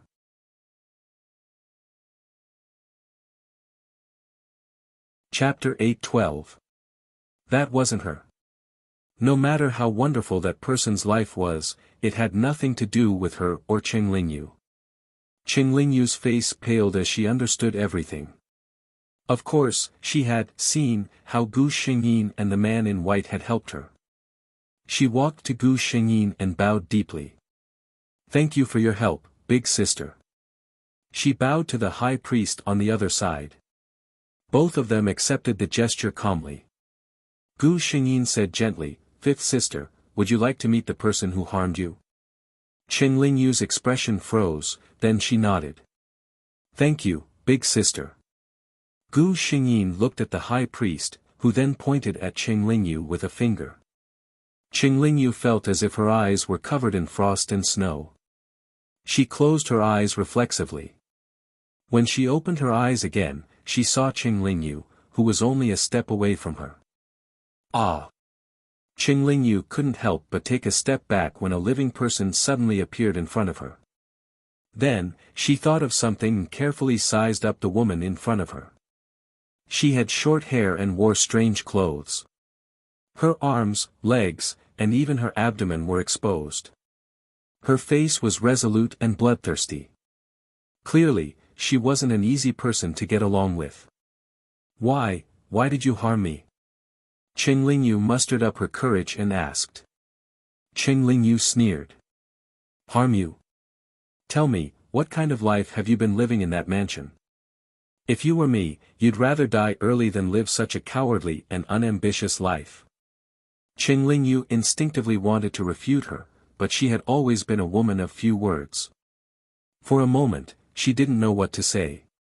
Gu Xingyin couldn't stand such selfish words. She retorted, "No matter how she lived, it's her own business. You're an outsider. What right do you have to judge someone else's life? You're just trying to find an excuse for your selfish behavior." She looked directly at Qingling. "Fifth sister, I asked you to meet her because I wanted to ask for your opinion. What do you plan to do with this person? What to do with her?" Qingling was a little confused. In fact, even if he did not do anything, Qingling's soul would dissipate from this world sooner or later. However, Gu Xingyin wanted to see if her fifth sister could stand on her own 2 feet after going through such a thing. "Yes, I'll give you the choice. What do you want to do with her?" Qingling bit her lip awkwardly. She had never made such a big decision before. Gu Xingyin waited patiently. The first step was always more difficult to take. After a long while, Qingling finally spoke, "Big sister, I don't want to let her go." There was a rare look of determination in her eyes. "She wants to kill me. I can't tolerate it." Gu Xingyin smiled. "Then, fifth sister, watch carefully." She glanced at the head consecrator, who nodded and waved his right sleeve. Qingling's soul seemed to have suffered a huge impact and suddenly became distorted and blurry. She screamed shrilly, if I don't die, I'll make you pay with your blood." She looked so scary that Qingling couldn't help but take 2 steps back. Gu Xingyin said indifferently, "Unfortunately, you won't have the chance." Qingling's soul turned into ashes amidst the unwillingness and resentment. Gu Xingyin heaved a sigh of relief. No matter what, this huge threat was finally eliminated.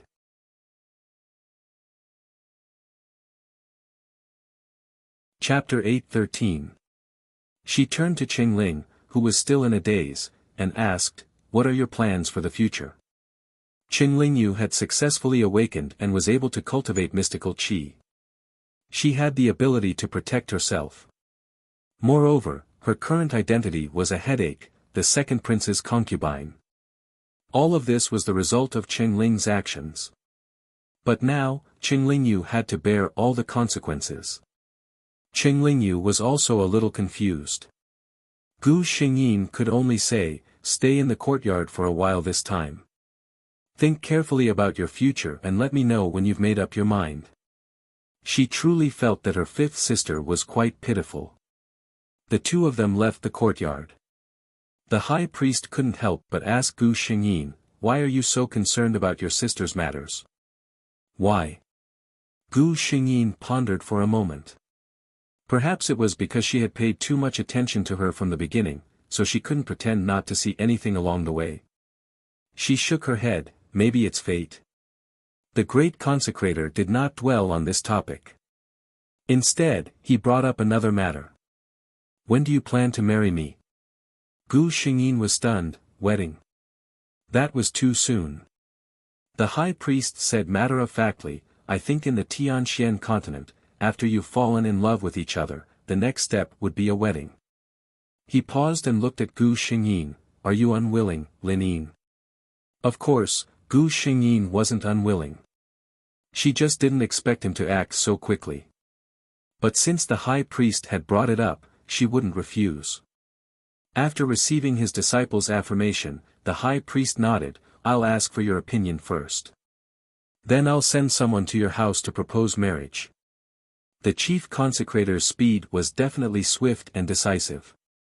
In less than 3 days after he said this, he personally came to the residence of the protector of the nation. Qing Tsugang, the protector general of the state, who had always been resolute and cold in front of outsiders, welcomed the arrival of the head consecrator in fear and trepidation. After that, they had a conversation in fear and trepidation, accepted an extremely precious gift, and finally respectfully sent the head consecrator away. Until the person left, his expression was somewhat absent-minded. What happened just now?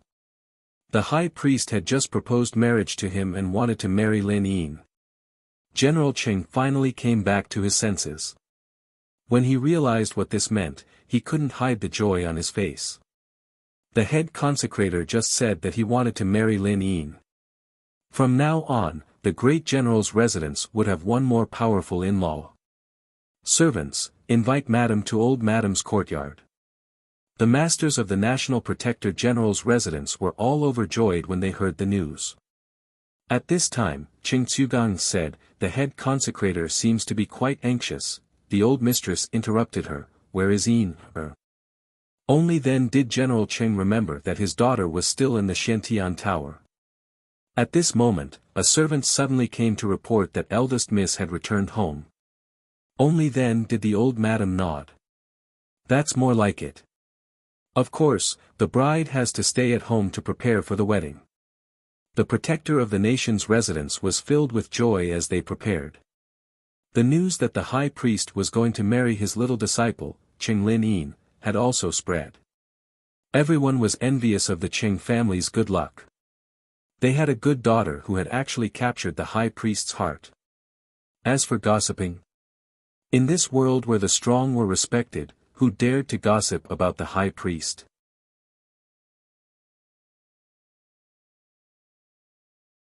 Chapter 8:14.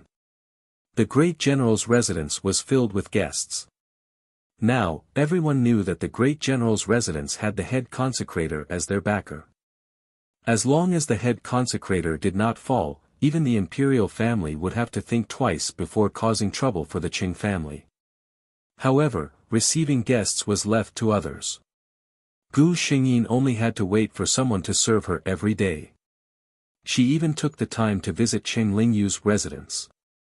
Qing Lingyu finally made a decision in the past few days. She did not want to stay in the second prince's backyard for the rest of her life. To Qing Lingyu, the second prince was a complete stranger. She had her own ideas and the life she wanted to live.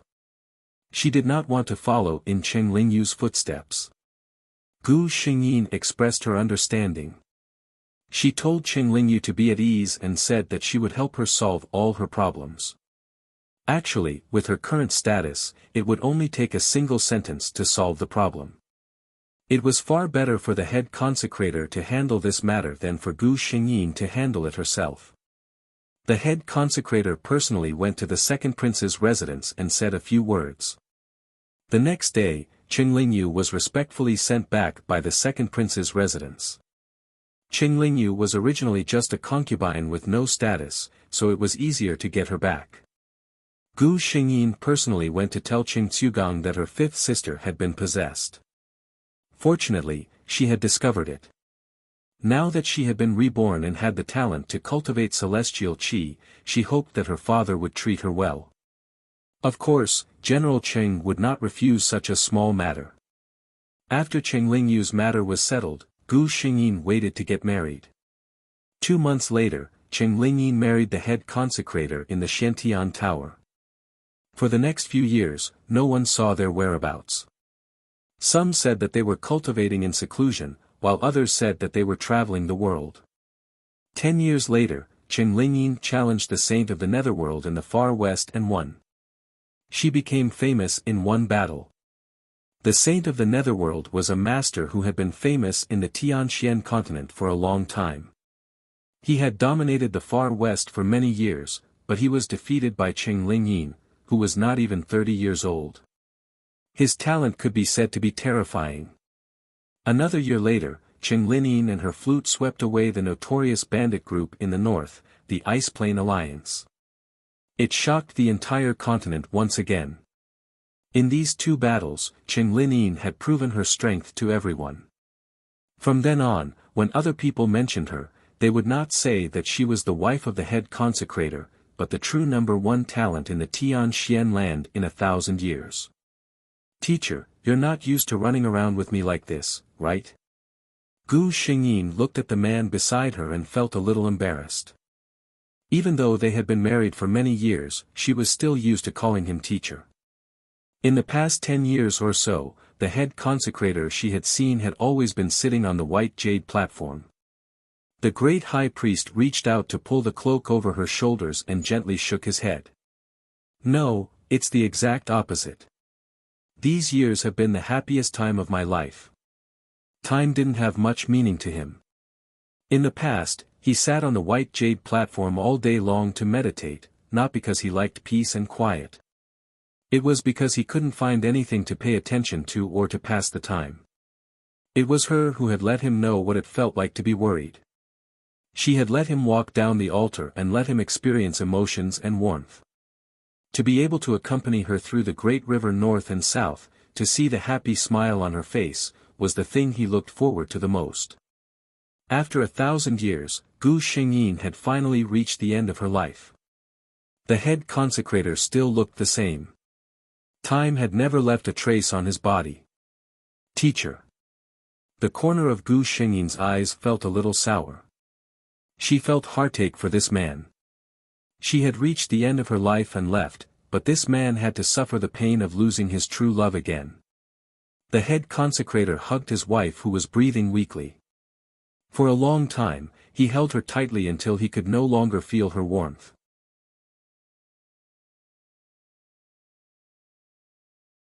Chapter 8:15. Gu Xingyin returned to that space and watched the man hold her lifeless body for a long time before finally bringing her to the Xiantian Tower. No one saw him come out again. She withdrew her gaze, suppressed the pain in her heart, and reached out her hand.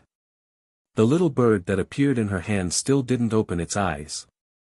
Gu Xingyin tacitly agreed, "System, go to the next world." The system flashed white and Gu Xingyin opened her eyes in another world. She turned into a white fox and was in a cave full of peach blossoms. Gu Xingyin opened her shining eyes and raised her paw to take a look. This little white fox didn't seem to have transformed yet. Gu Xingyin began to straighten out the plot of this world in her mind. The original Qin Bo was a rare 9-tailed white fox that only appeared once in 10,000 years. The nine-tailed white fox was a mythological beast that could be compared to the azure dragon and the phoenix after reaching adulthood. Her bloodline was noble and pure. She didn't have parents and couldn't find any relatives. It seemed that from the beginning of her consciousness, she had lived alone in this uninhabited peach blossom forest. She was less than 100 years old and was at her most vulnerable and ignorant age. When she reached 100 years old, her first fox tail would grow, and her spiritual wisdom would be fully awakened. The inherited memories in her bloodline would awaken and she would have a certain amount of self-protection. With Qingbo's status, she should have been the favored child of the heavenly Tao. She would quietly wait for the first fox tail to grow out, then she would begin her formal cultivation. She would only need to wait for the Dharma manifestation fox tail that would appear every 1,000 years to successfully attain Tao and ascend to become an immortal. However, she just happened to meet someone. A cultivator who suffered great changes in her family due to evil demons when she was young and her entire family was wiped out. Master Wuxia wasn't originally called Wuxia. When she was young, she was still very naive and unaffected.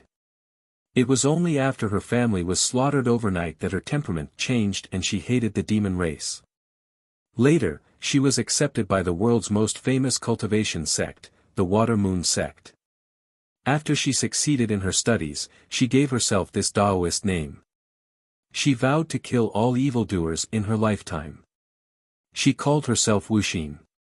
From the heartless fairy to the heartless nun, it took her hundreds of years to make the name of the heartless nun famous in the cultivation world with the sword in her hand and the blood of countless demons. The name of Nun Wuxia was more ominous than good.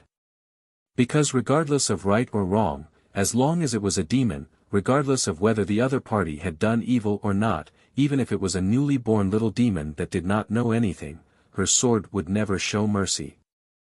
The white fox, Qingbo, had met her the first time she had transformed into a human. The result was obvious. How could the little fox who had just cultivated into a human form be a match for the famous heartless nun? Qingbo was killed by Nun Wuxia.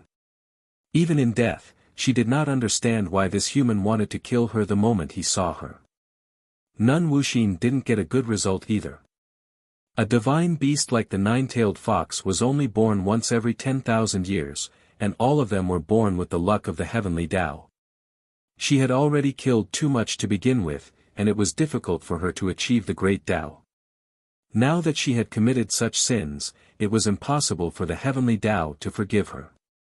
When Nun Wuxia advanced to the next tribulation, the ruthless heavenly Tao would pay back all the sins she had committed. Death was her final outcome. However, no matter what happened to her, the innocent demons who had died under her sword would never come back to life.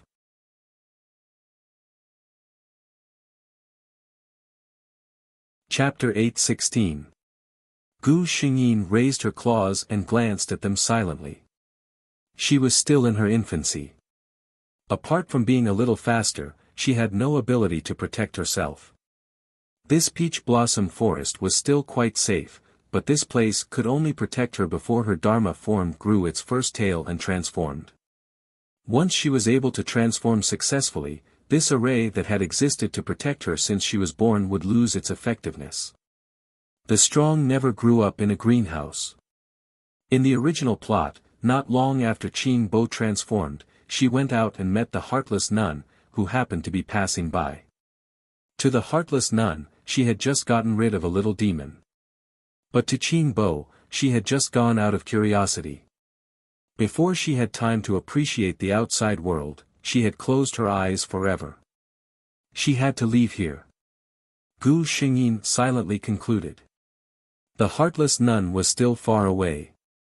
She just had to leave here as soon as possible and avoid her before she had the ability to protect herself. But, Gu Xingyin looked at her snow-white fur in distress. Her appearance was too eye-catching. Although the nine-tailed white fox was rare and most people would not think that this was the legendary beast when they saw her appearance, Gu Xingyin had to admit that even if Qingbo was just a fox, she was still a stunning fox. Her red, snow-white skin was flawless. Her pair of dark green eyes seemed to carry endless charm and affection. When people looked at her gently, they could not help but daydream endlessly. She simply lay there. Her movements were very leisurely, but when outsiders looked at her, they felt that her posture was incomparably elegant and charming, graceful and charming. This was the characteristic brought about by her race. When she was in her fox form, she was already so seductive. If she transformed into her human form, who knew how stunning she would be? Gu Xingyin got up and walked out of the cave. Step by step, she walked out of the cave and began to walk outside. There were many peach blossoms outside all year round, but Qing Bo did not like them because they would not talk to her. After so many years, the only one who could talk to her and communicate with her was a small tree by the river in the distance. Qing Bo still remembered that when he first had memories, this school cloud tree was still a small seedling. Now, it was already very tall. Qingba, you're up. The leaves on Yinshu's body rustled. This was her unique way of greeting her neighbors. Gu Xingyin called out to her gently, Yinshu, when did you transform? The branches of the cloud tree shook violently. Then, with a flash of green light, the big tree by the river disappeared. A little girl in green stood in front of Gu Xingyin. She looked to be around 12 or 13 years old. Her features were beautiful and gentle. At this moment, she was looking at herself with joy. She smiled at Gu Xingyin and said, Qingba, I can transform. Gu Xingyin smiled and said, congratulations. In 100 years, Yinshu's aptitude was extremely good in the entire demon race. Of course, this was also due to this array formation. The spiritual energy in this peach blossom forest was extremely rich. To a nine-tailed white fox like Qing Bo, it was not very useful. But to an ordinary Yinshu, it was already very nourishing. Seeing Yinshu happily turning in circles on the grass, Gu Xingyin suddenly said, Yinshu, do you want to come with me and take a look outside?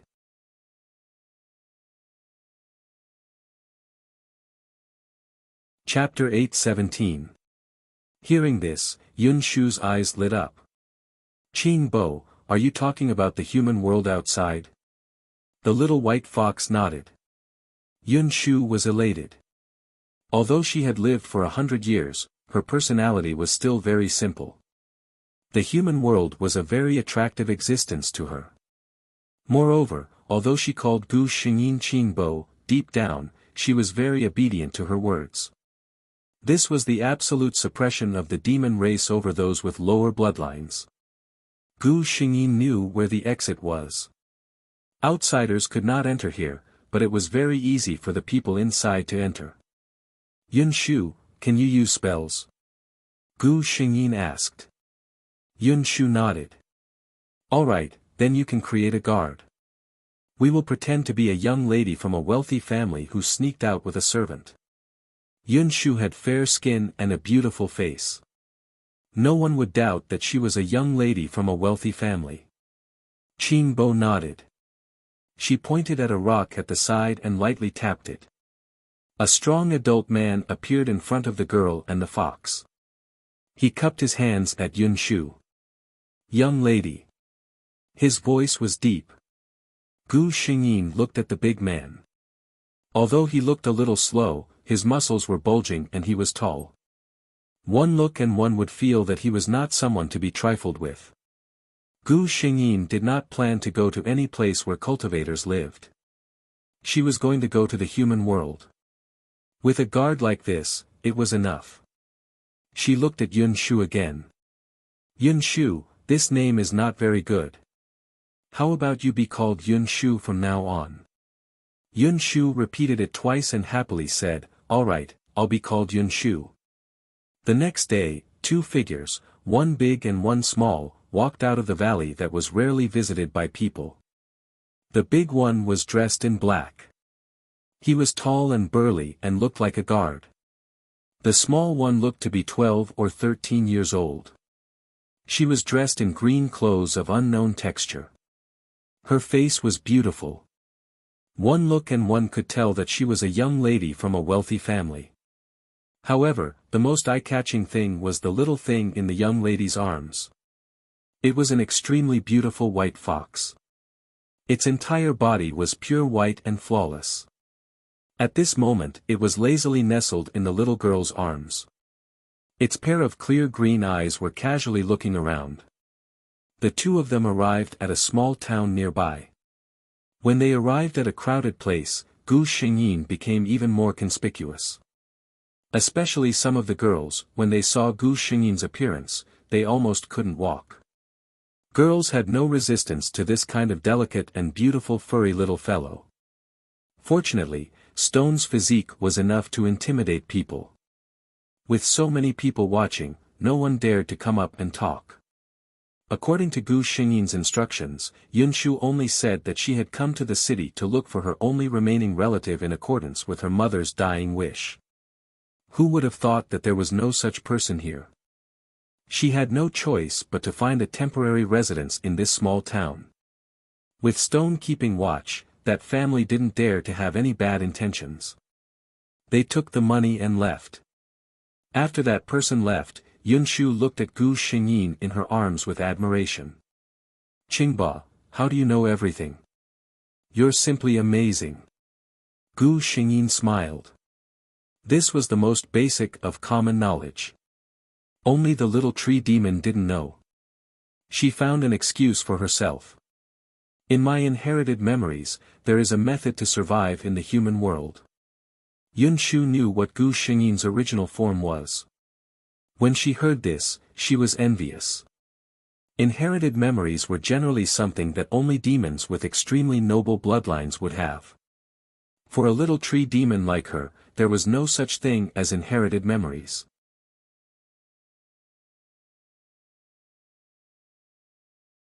Chapter 8:18. Gu Xingyin and Yunshu settled down in this small town. Yunshu was a little girl living alone with a bodyguard. It was said that she had lost her entire family. The neighbors couldn't help but sigh when they talked about it, and they treated her with more kindness.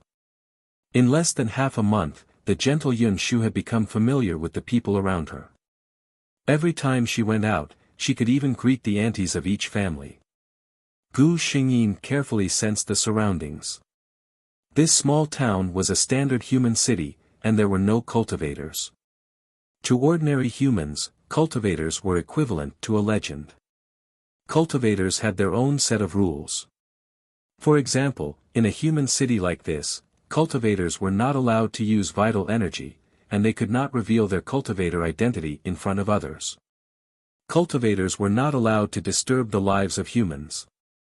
This was a rule set by the emperors of the human world and cultivators. The emperors of the human world were protected by the innate dragon aura, and they were also favored by the heavens. Even cultivators did not dare to easily disobey their words. In other words, this place was very safe. She didn't know why the heartless nun would come to this place in the original plot. In this life, Gu Xingyin did not believe that she, who knew everything, could not avoid her before she had enough strength. Time passed year by year. After staying in this small town for 3 years, Yunshu and Gu Xingyin changed places. This was really a last resort. Yunshu was a tree demon in human form. Her face could not change every year like a normal human girl. For 3 years, she could only occasionally use magic to change her appearance. This was already the limit. Stone drove the carriage, and Yunshu sat in the carriage with Gu Xingyin in her arms. The sun is really big. Yunshu was rather listless. As a tree, Yunshu didn't like this kind of weather, because the scorching sun would make her beautiful leaves bleached. Gu Xingyin had grown a little taller. If she were to stand now, she could already reach Yunshu's knees. "Bear with it, Yunshu. We will reach Lotus City soon." Gu Xingyin comforted her. Lotus City was the only city in this world where human beings and practitioners coexisted. It was also the only city where demons could coexist with cultivators and humans. Because this city was occupied by an enormous Buddhist sect, the Lotus Platform sect. If one were to say that there was a group of people in this world who were wholeheartedly good, who did not care about race, who did not care about gains and losses, who wholeheartedly focused on cultivating the next life and cultivating kindness. In that case, it could only be the Buddhist cultivators of the Lotus Platform sect. There were many Buddhist sects in this world, but the most convincing one was the Lotus Platform sect. Even the arrogant demon race, who had always looked down on the hypocritical human race and the self-proclaimed righteous path cultivators, was rather polite to the Buddhist cultivators of the Lotus Platform sect. Logically speaking, Gu Xingyin and the others should have gone there earlier if they knew there was such a city. However, Gu Xingyin wanted to avoid Nun Wuxin. She knew that Nun Wuxin had always disliked the pretentious behavior of the Lotus Platform sect. She even often lingered in some of the cities around Lotus City, specifically waiting for the demons who went to seek refuge to fall into her trap. Her behavior had once caused dissatisfaction among some Buddhist cultivators of the Lotus Platform sect. An arhat even personally came to banish her. However, Nun Wuxin relied on the benevolence of the Buddhist cultivators to not kill her. She actually did not change her ways despite repeated warnings. In Gu Xingyin's words, this old nun was not only vicious and merciless, but also shameless.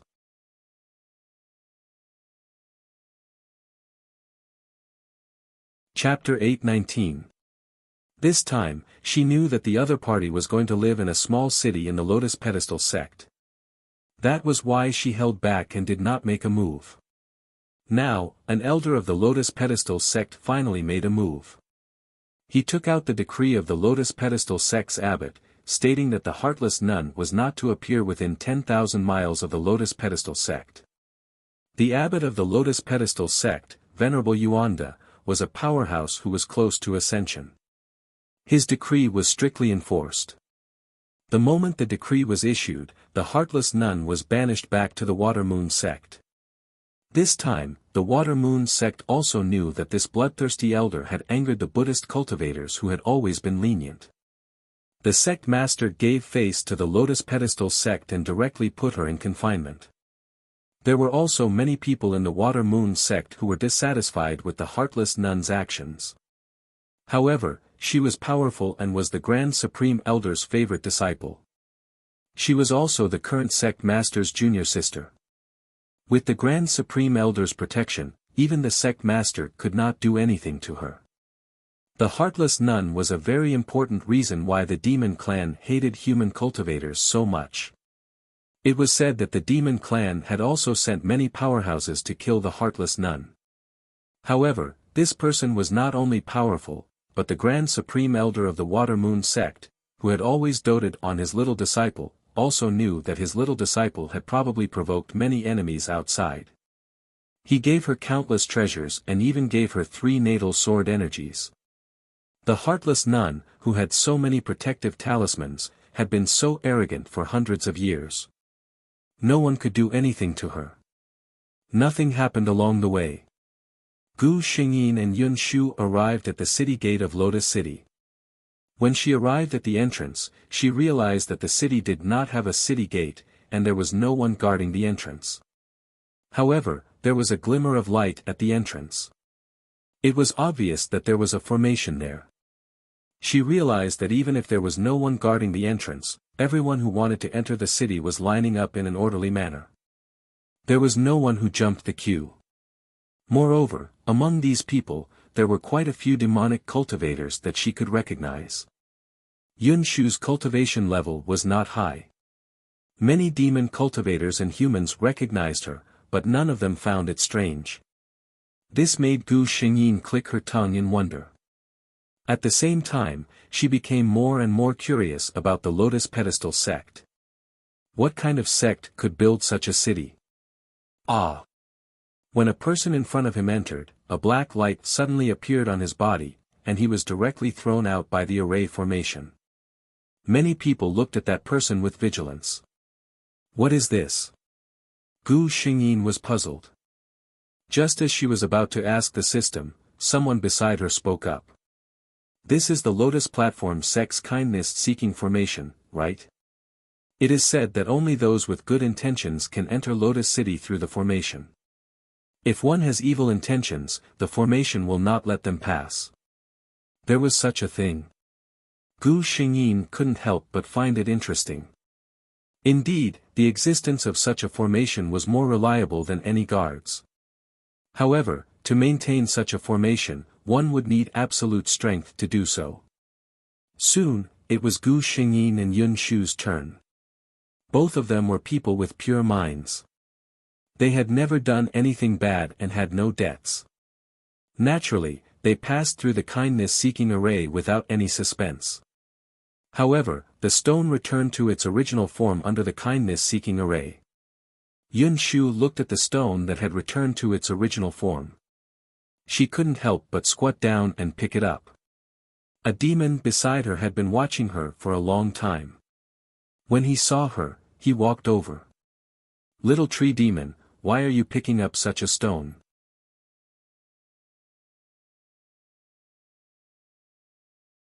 Chapter 820. Yun Shu did not expect that someone would be able to identify her so easily. She blushed and asked with widened eyes, "You? How did you know that I'm a tree demon?"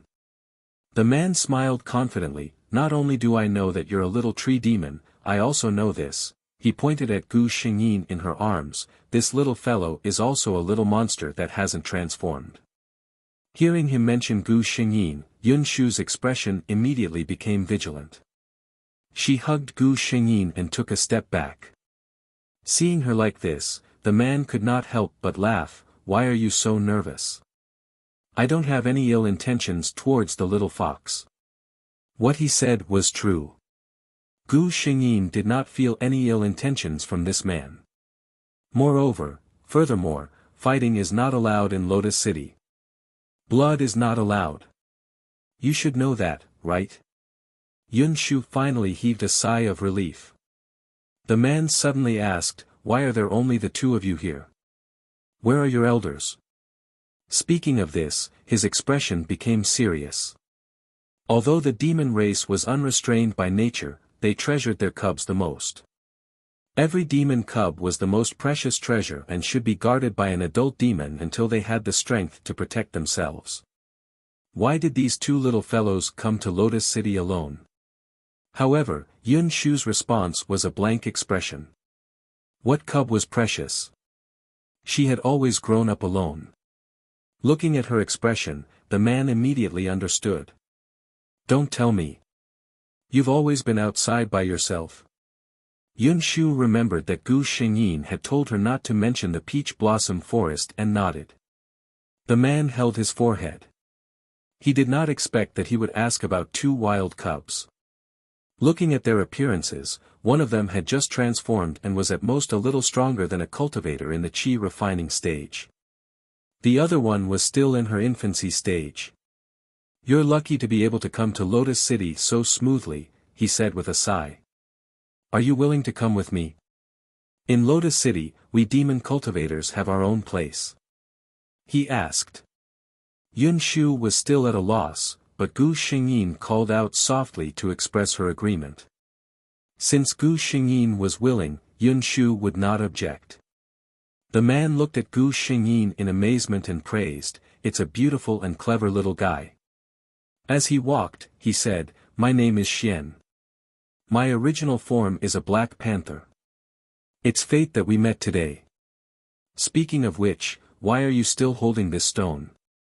Yun Shu smiled shyly. "Shirtu has protected us for a long time. I'm a little reluctant to part with him." Protection? Xian thought of stone, that big guy. Perhaps, he had intimidated a lot of people in the human world. He had a pure and innocent heart. Xian brought tree and fox to a courtyard. "Bodhi Granny, I've brought two cubs." Gu Xingyin was surprised to see Xian lowering his head with a sincere and respectful look. Along the way, she had a rough understanding of Xian's personality. He was carefree and unrestrained. What kind of person could make him so respectful? Soon, she would know what kind of person he was. The courtyard door opened. Gu Xingyin was carried by Yun Shu and followed behind Xian. There was a very tall tree planted in the courtyard, and there were many beautiful flowers growing there as well.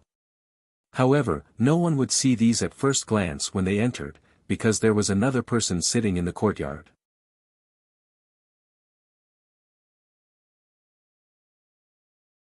Chapter 821. The person was a woman, but she was wearing an ordinary green monk's robe. Her hair was tied up in a bun with a wooden hairpin. Her attire, which was neither fish nor fowl, did not look out of place at all on her. She did not look old. In fact, she looked very young, probably not more than 30 years old. However, if one looked at her temperament, one would know that this was not something a 30-year-old person should have. She simply sat there, but it was as if all the troubles in the world were far away, leaving only this pure land in front of one's eyes. Yun Shu stared blankly at the woman and mumbled, "What a beautiful sister, just like what?" Her eyes suddenly lit up and she said, "Just like those female bodhisattvas in the temples." When she was still in the human city, she went to a few temple fairs. The female bodhisattvas in the temples also looked like this. Their faces were calm and compassionate, always looking at the world with kindness. Xian blinked his eyes and looked at Yun Shu with a dumbfounded expression. "Sister." She really dared to call her that. Then, he looked at the woman carefully. "Bodhi Granny, this cub doesn't know anything," the woman smiled at him. "Are you afraid that I'll be angry with two children?" Xian smiled embarrassedly. The woman waved at Yun Shu, her eyes filled with unconcealable fondness. "Child, come here." Yun Shu liked this sister's aura very much, so she walked over. "What's your name?" Yun Shu answered obediently, "Yun Shu." The woman smiled and nodded. "That's a good name." She continued, "You can't call me sister, you should call me Granny." "My name is Bodhi, you can call me Bodhi Granny too, right?" Yun Shu knew that Granny was a form of address for the elderly. This woman did not look old at all, so why was she called Granny? Yun Shu kept her doubts to the bottom of her heart and did not dare to ask too much. She obediently called out, "Bodhi Granny." Gu Xingyin also called out, but her voice was only the cry of a cub. When Bodhi Granny's gaze fell on Gu Xingyin, she paused and said, "This little one is not ordinary." "What's her name?" Yun Shu hurriedly replied, "Bodhi Nanny." "Her name is Qing Bo." Bodhi Nanny stared at Gu Xingyin's watery eyes and nodded. "This name suits you." The man and the fox settled down in this small courtyard. It wasn't until a long time later that Gu Xingyin understood something. Bodhi Granny's true form was originally a Bodhi tree at the entrance of the Lotus Pedestal sect. After listening to the Buddhist teachings of the Lotus Pedestal sect every day, she actually developed a root of wisdom and cultivated a human form. Since she had cultivated a human form, she no longer stayed at the entrance of the sect. Instead, she wore a monk's robe and tied her hair into a bun, becoming a lay disciple of the Lotus Platform sect. Taking in a demonic cultivator, and a female demonic cultivator at that, as a lay disciple, one could see the tolerance of the Lotus Platform sect. In terms of Buddhist teachings, there were probably many disciples of the Lotus Platform sect who were not as proficient as Bodhi Granny. Not long after, demonic cultivators would come to this small courtyard to pay their respects to Bodhi Granny. However, only Yun Shu and Gu Xingyin remained in her courtyard to cultivate. Bodhi Granny seemed to like Yun Shu a lot because they were of the same race. Not only did she personally teach her cultivation techniques, but she also frequently tested her. As for Gu Xingyin, she let her do as she pleased.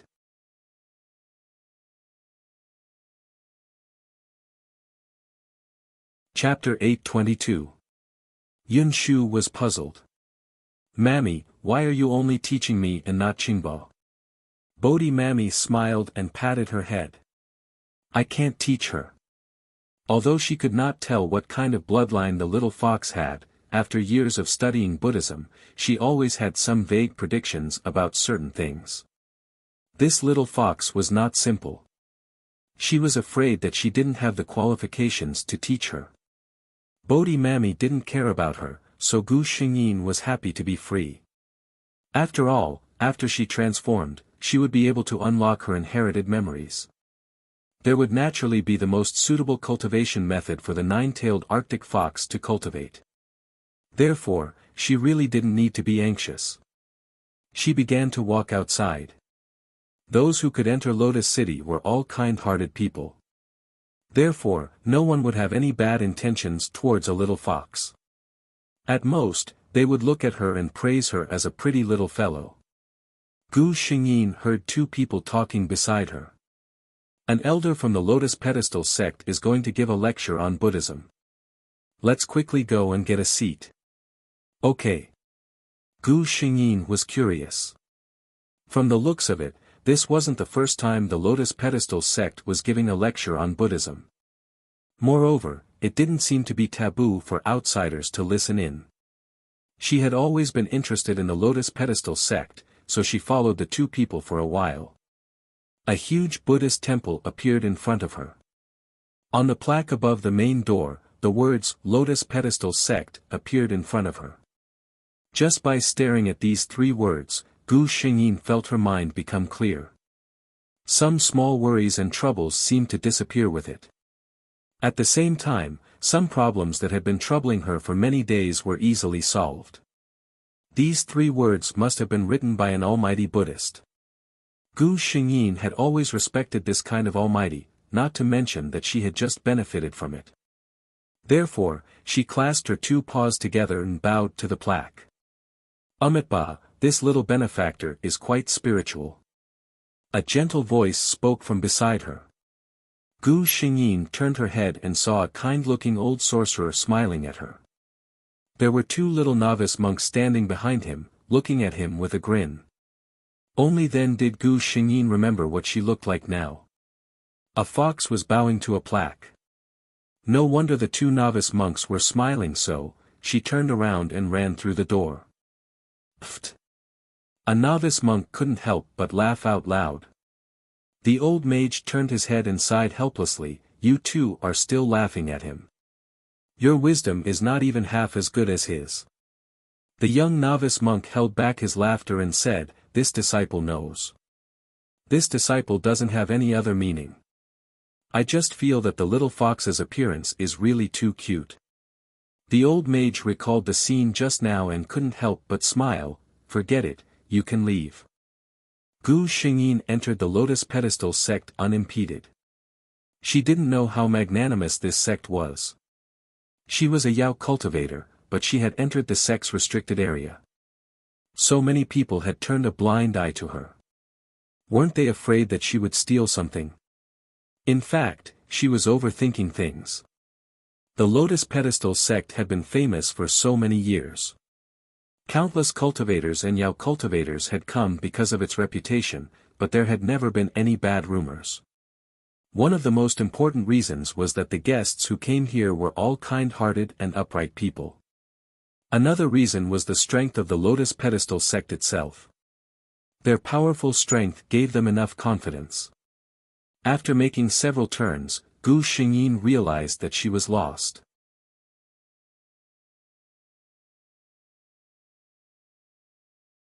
Chapter 823. After all the rooms in the Lotus Pedestal sect were built to look the same. After she walked around twice, she helplessly found that she couldn't tell north from south anymore. At this moment, she faintly heard the voice of a young novice monk. Martial Uncle Yuan Xiu isn't going to attend the assembly today. It said that Martial Uncle's Dharma has reached a bottleneck, and he's now in seclusion, so he won't be going today. Gu Xingyin's eyes lit up, and she walked towards the place where the voice came from. However, when she walked around there, the young novice monk was nowhere to be seen. She helplessly lay on the ground, and simply enjoyed the scenery in the courtyard. Let's rest for a while. If worse comes to worst, I'll let the system take me out later if I really can't find the way. The system. Suddenly, the door where Gu Xingyin was lying on the ground opened with a creak. Gu Xingyin, who happened to be lying on the ground at the door, was caught off guard by this push, and her round and furry body directly rolled several times on the ground, all the way to the flower bed outside the corridor. Gu Xingyin, who was seeing stars, the person who pushed open the door, who never expected this to happen, a trace of surprise flashed through that person's eyes, but he quickly reacted. He hurriedly walked forward, and picked up Gu Xingyin, who was still dizzy and hadn't reacted yet. Gu Xingyin felt that she had fallen into an embrace filled with the familiar scent of Lianxiang. This aura cleared her dizzy mind for a moment. Wait a minute. Her lover in this life was a monk. She was so shocked by this cruel fact that she didn't feel dizzy anymore. She raised her head and looked up. At this moment, that person also lowered his head and said with a smile, "Fortunately, you're not injured."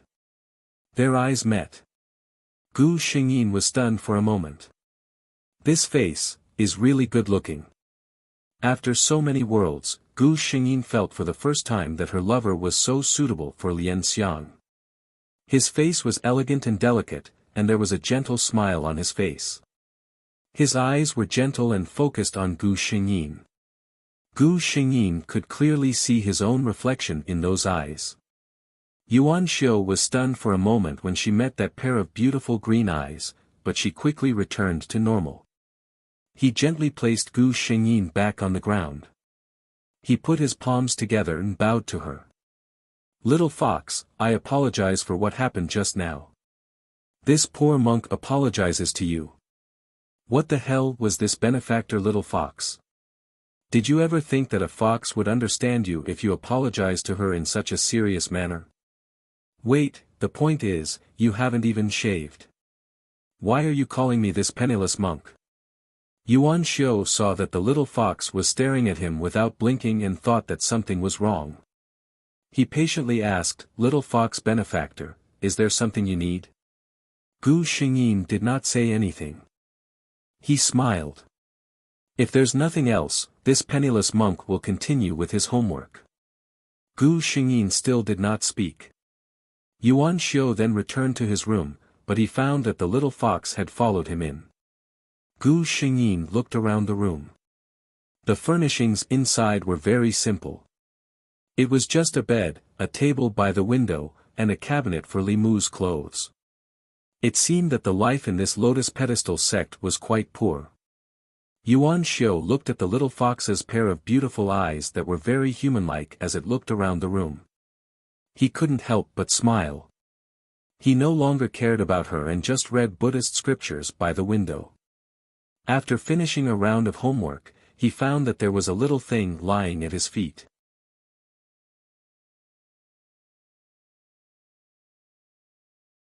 Chapter 824. Yuan Xiu didn't know when the white, fluffy little fox had fallen asleep. She lay softly by his feet, and Yuan Xiu even saw her smacking her lips in satisfaction. He couldn't help but smile. He didn't know why, but when he saw this little fox, he felt a sense of closeness. Buddhism was about fate and he didn't reject this feeling. On the contrary, he was willing to accept his instincts and get close to this little fellow. He gently picked her up from the ground and placed her in his arms. Gu Xingyin vaguely felt that his body had been moved. He opened his eyes in a daze, and when he saw that it was him, he felt that the embrace was so comfortable that he fell asleep again. Yuan Xiu felt that she was both pitiful and adorable, but he couldn't help but worry. What if she met a bad person in the future? She trusted others so easily.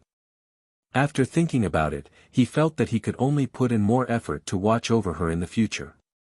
What a silly little fellow. He couldn't help but lightly flick her head. Gu Xingyin unhappily reached out her paw and slapped his mischievous hand on her head before falling asleep again. She slept soundly all the way until dusk. When she opened her eyes, she saw Yuan Xiu's flawless handsome face.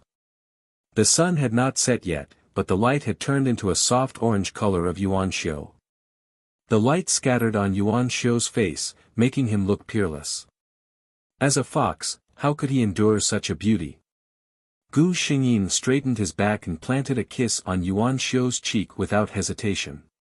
Yuan Shou was stunned for a moment. She touched her cheek that had been kissed and lowered her head to look at the little fox.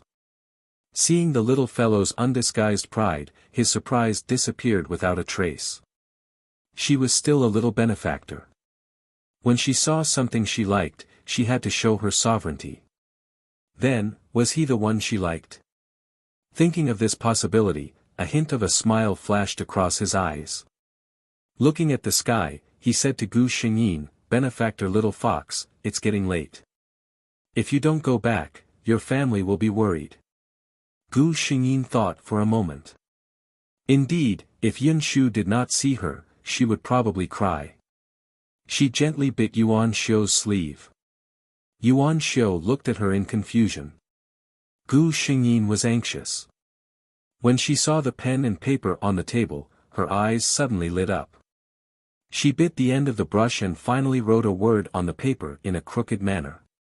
Yuan Shou looked at it for a long time and finally recognized that it was the word Lu. "You mean you're lost?" he asked. Gu Xingyin nodded. Yuan Shou thought for a moment. "If you're lost in the temple, just nod your head and I'll bring you out. If you don't remember the way home, just nod your head." Gu Xingyin nodded her head. She just couldn't tell the path inside the Lotus Pedestal sect.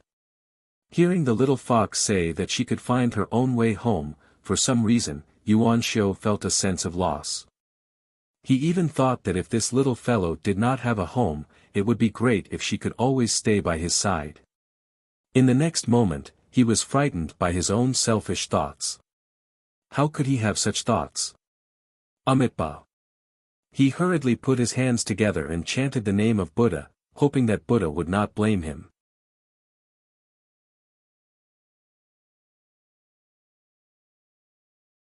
Chapter 825. Yuan Shou carried Gu Xingyin out of the courtyard. Along the way, the disciples of the Lotus Pedestal sect were very surprised to see him carrying a little fox in his arms. Gu Xingyin heard these people address Yuan Shou as martial uncle, and some even addressed him as Grandmaster Shao. She could not help but feel a little surprised about his identity. It seemed that this little monk who had not even finished shaving his head was not an ordinary person. Yuan Shou did not seem to be walking very fast, but in fact, he arrived at the entrance of the Lotus Pedestal sect very quickly. He gently squatted down and placed Gu Xingyin on the ground.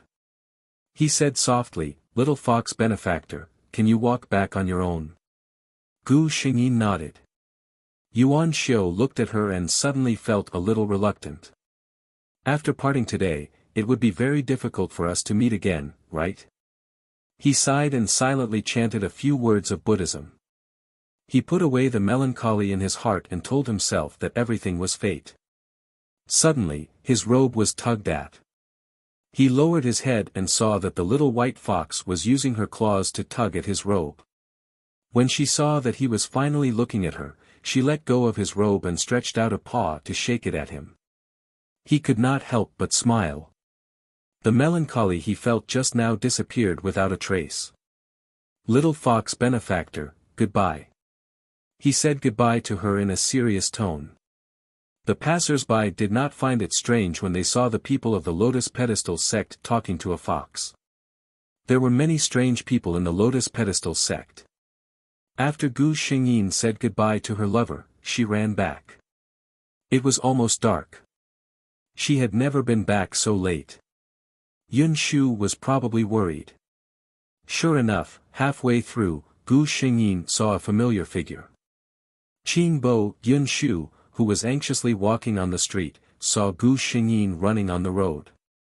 She called out to her in surprise and squatted down to pick her up. "Qingbo, where did you go? I was so worried." Yun Shu could not help but complain. She was really anxious. Ever since she was conscious, she had always lived in that peach blossom forest. The only person who could communicate with her and grow up with her was Qingbo. Although Bodhi Granny was a good person now, Qingbo was the most important person in Yinshu's heart.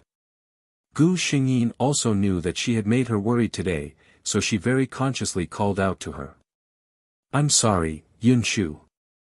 I went to the Lotus Platform sect and forgot to tell you. How could Yun Shu really be angry with her? It was just that he spoke a little too harshly in a moment of desperation. Soon, Gu Xingyin's coaxing made her laugh, and he carried her back. You're back. Bodhi Nanny smiled as she watched the two of them walk back. I told you that nothing would happen to you in Lotus City, but Yun Shu was so worried that she insisted on going out to look for you. I couldn't persuade her otherwise. Gu Xingyin's heart warmed slightly. She called out to Yun Shu softly and only snuggled in her arms without saying a word. Bodhi Nanny looked at the two of them and wanted to laugh. She waved her hand and dismissed them. All right, you two must be tired. There is food in the room. Rest early after eating. The next day, Gu Xingyin went to the Lotus Platform sect again. This time, she told Yun Shu and Bodhi Nanny in advance that she would be back at night and that they did not need to worry. Yuan Xiu, Gu Xingyin did not know that after she went out, Bodhi Nanny was sitting alone in the courtyard, muttering that name in a slight daze. You're tuning in to the Han Li's Wuxia Adventures YouTube channel.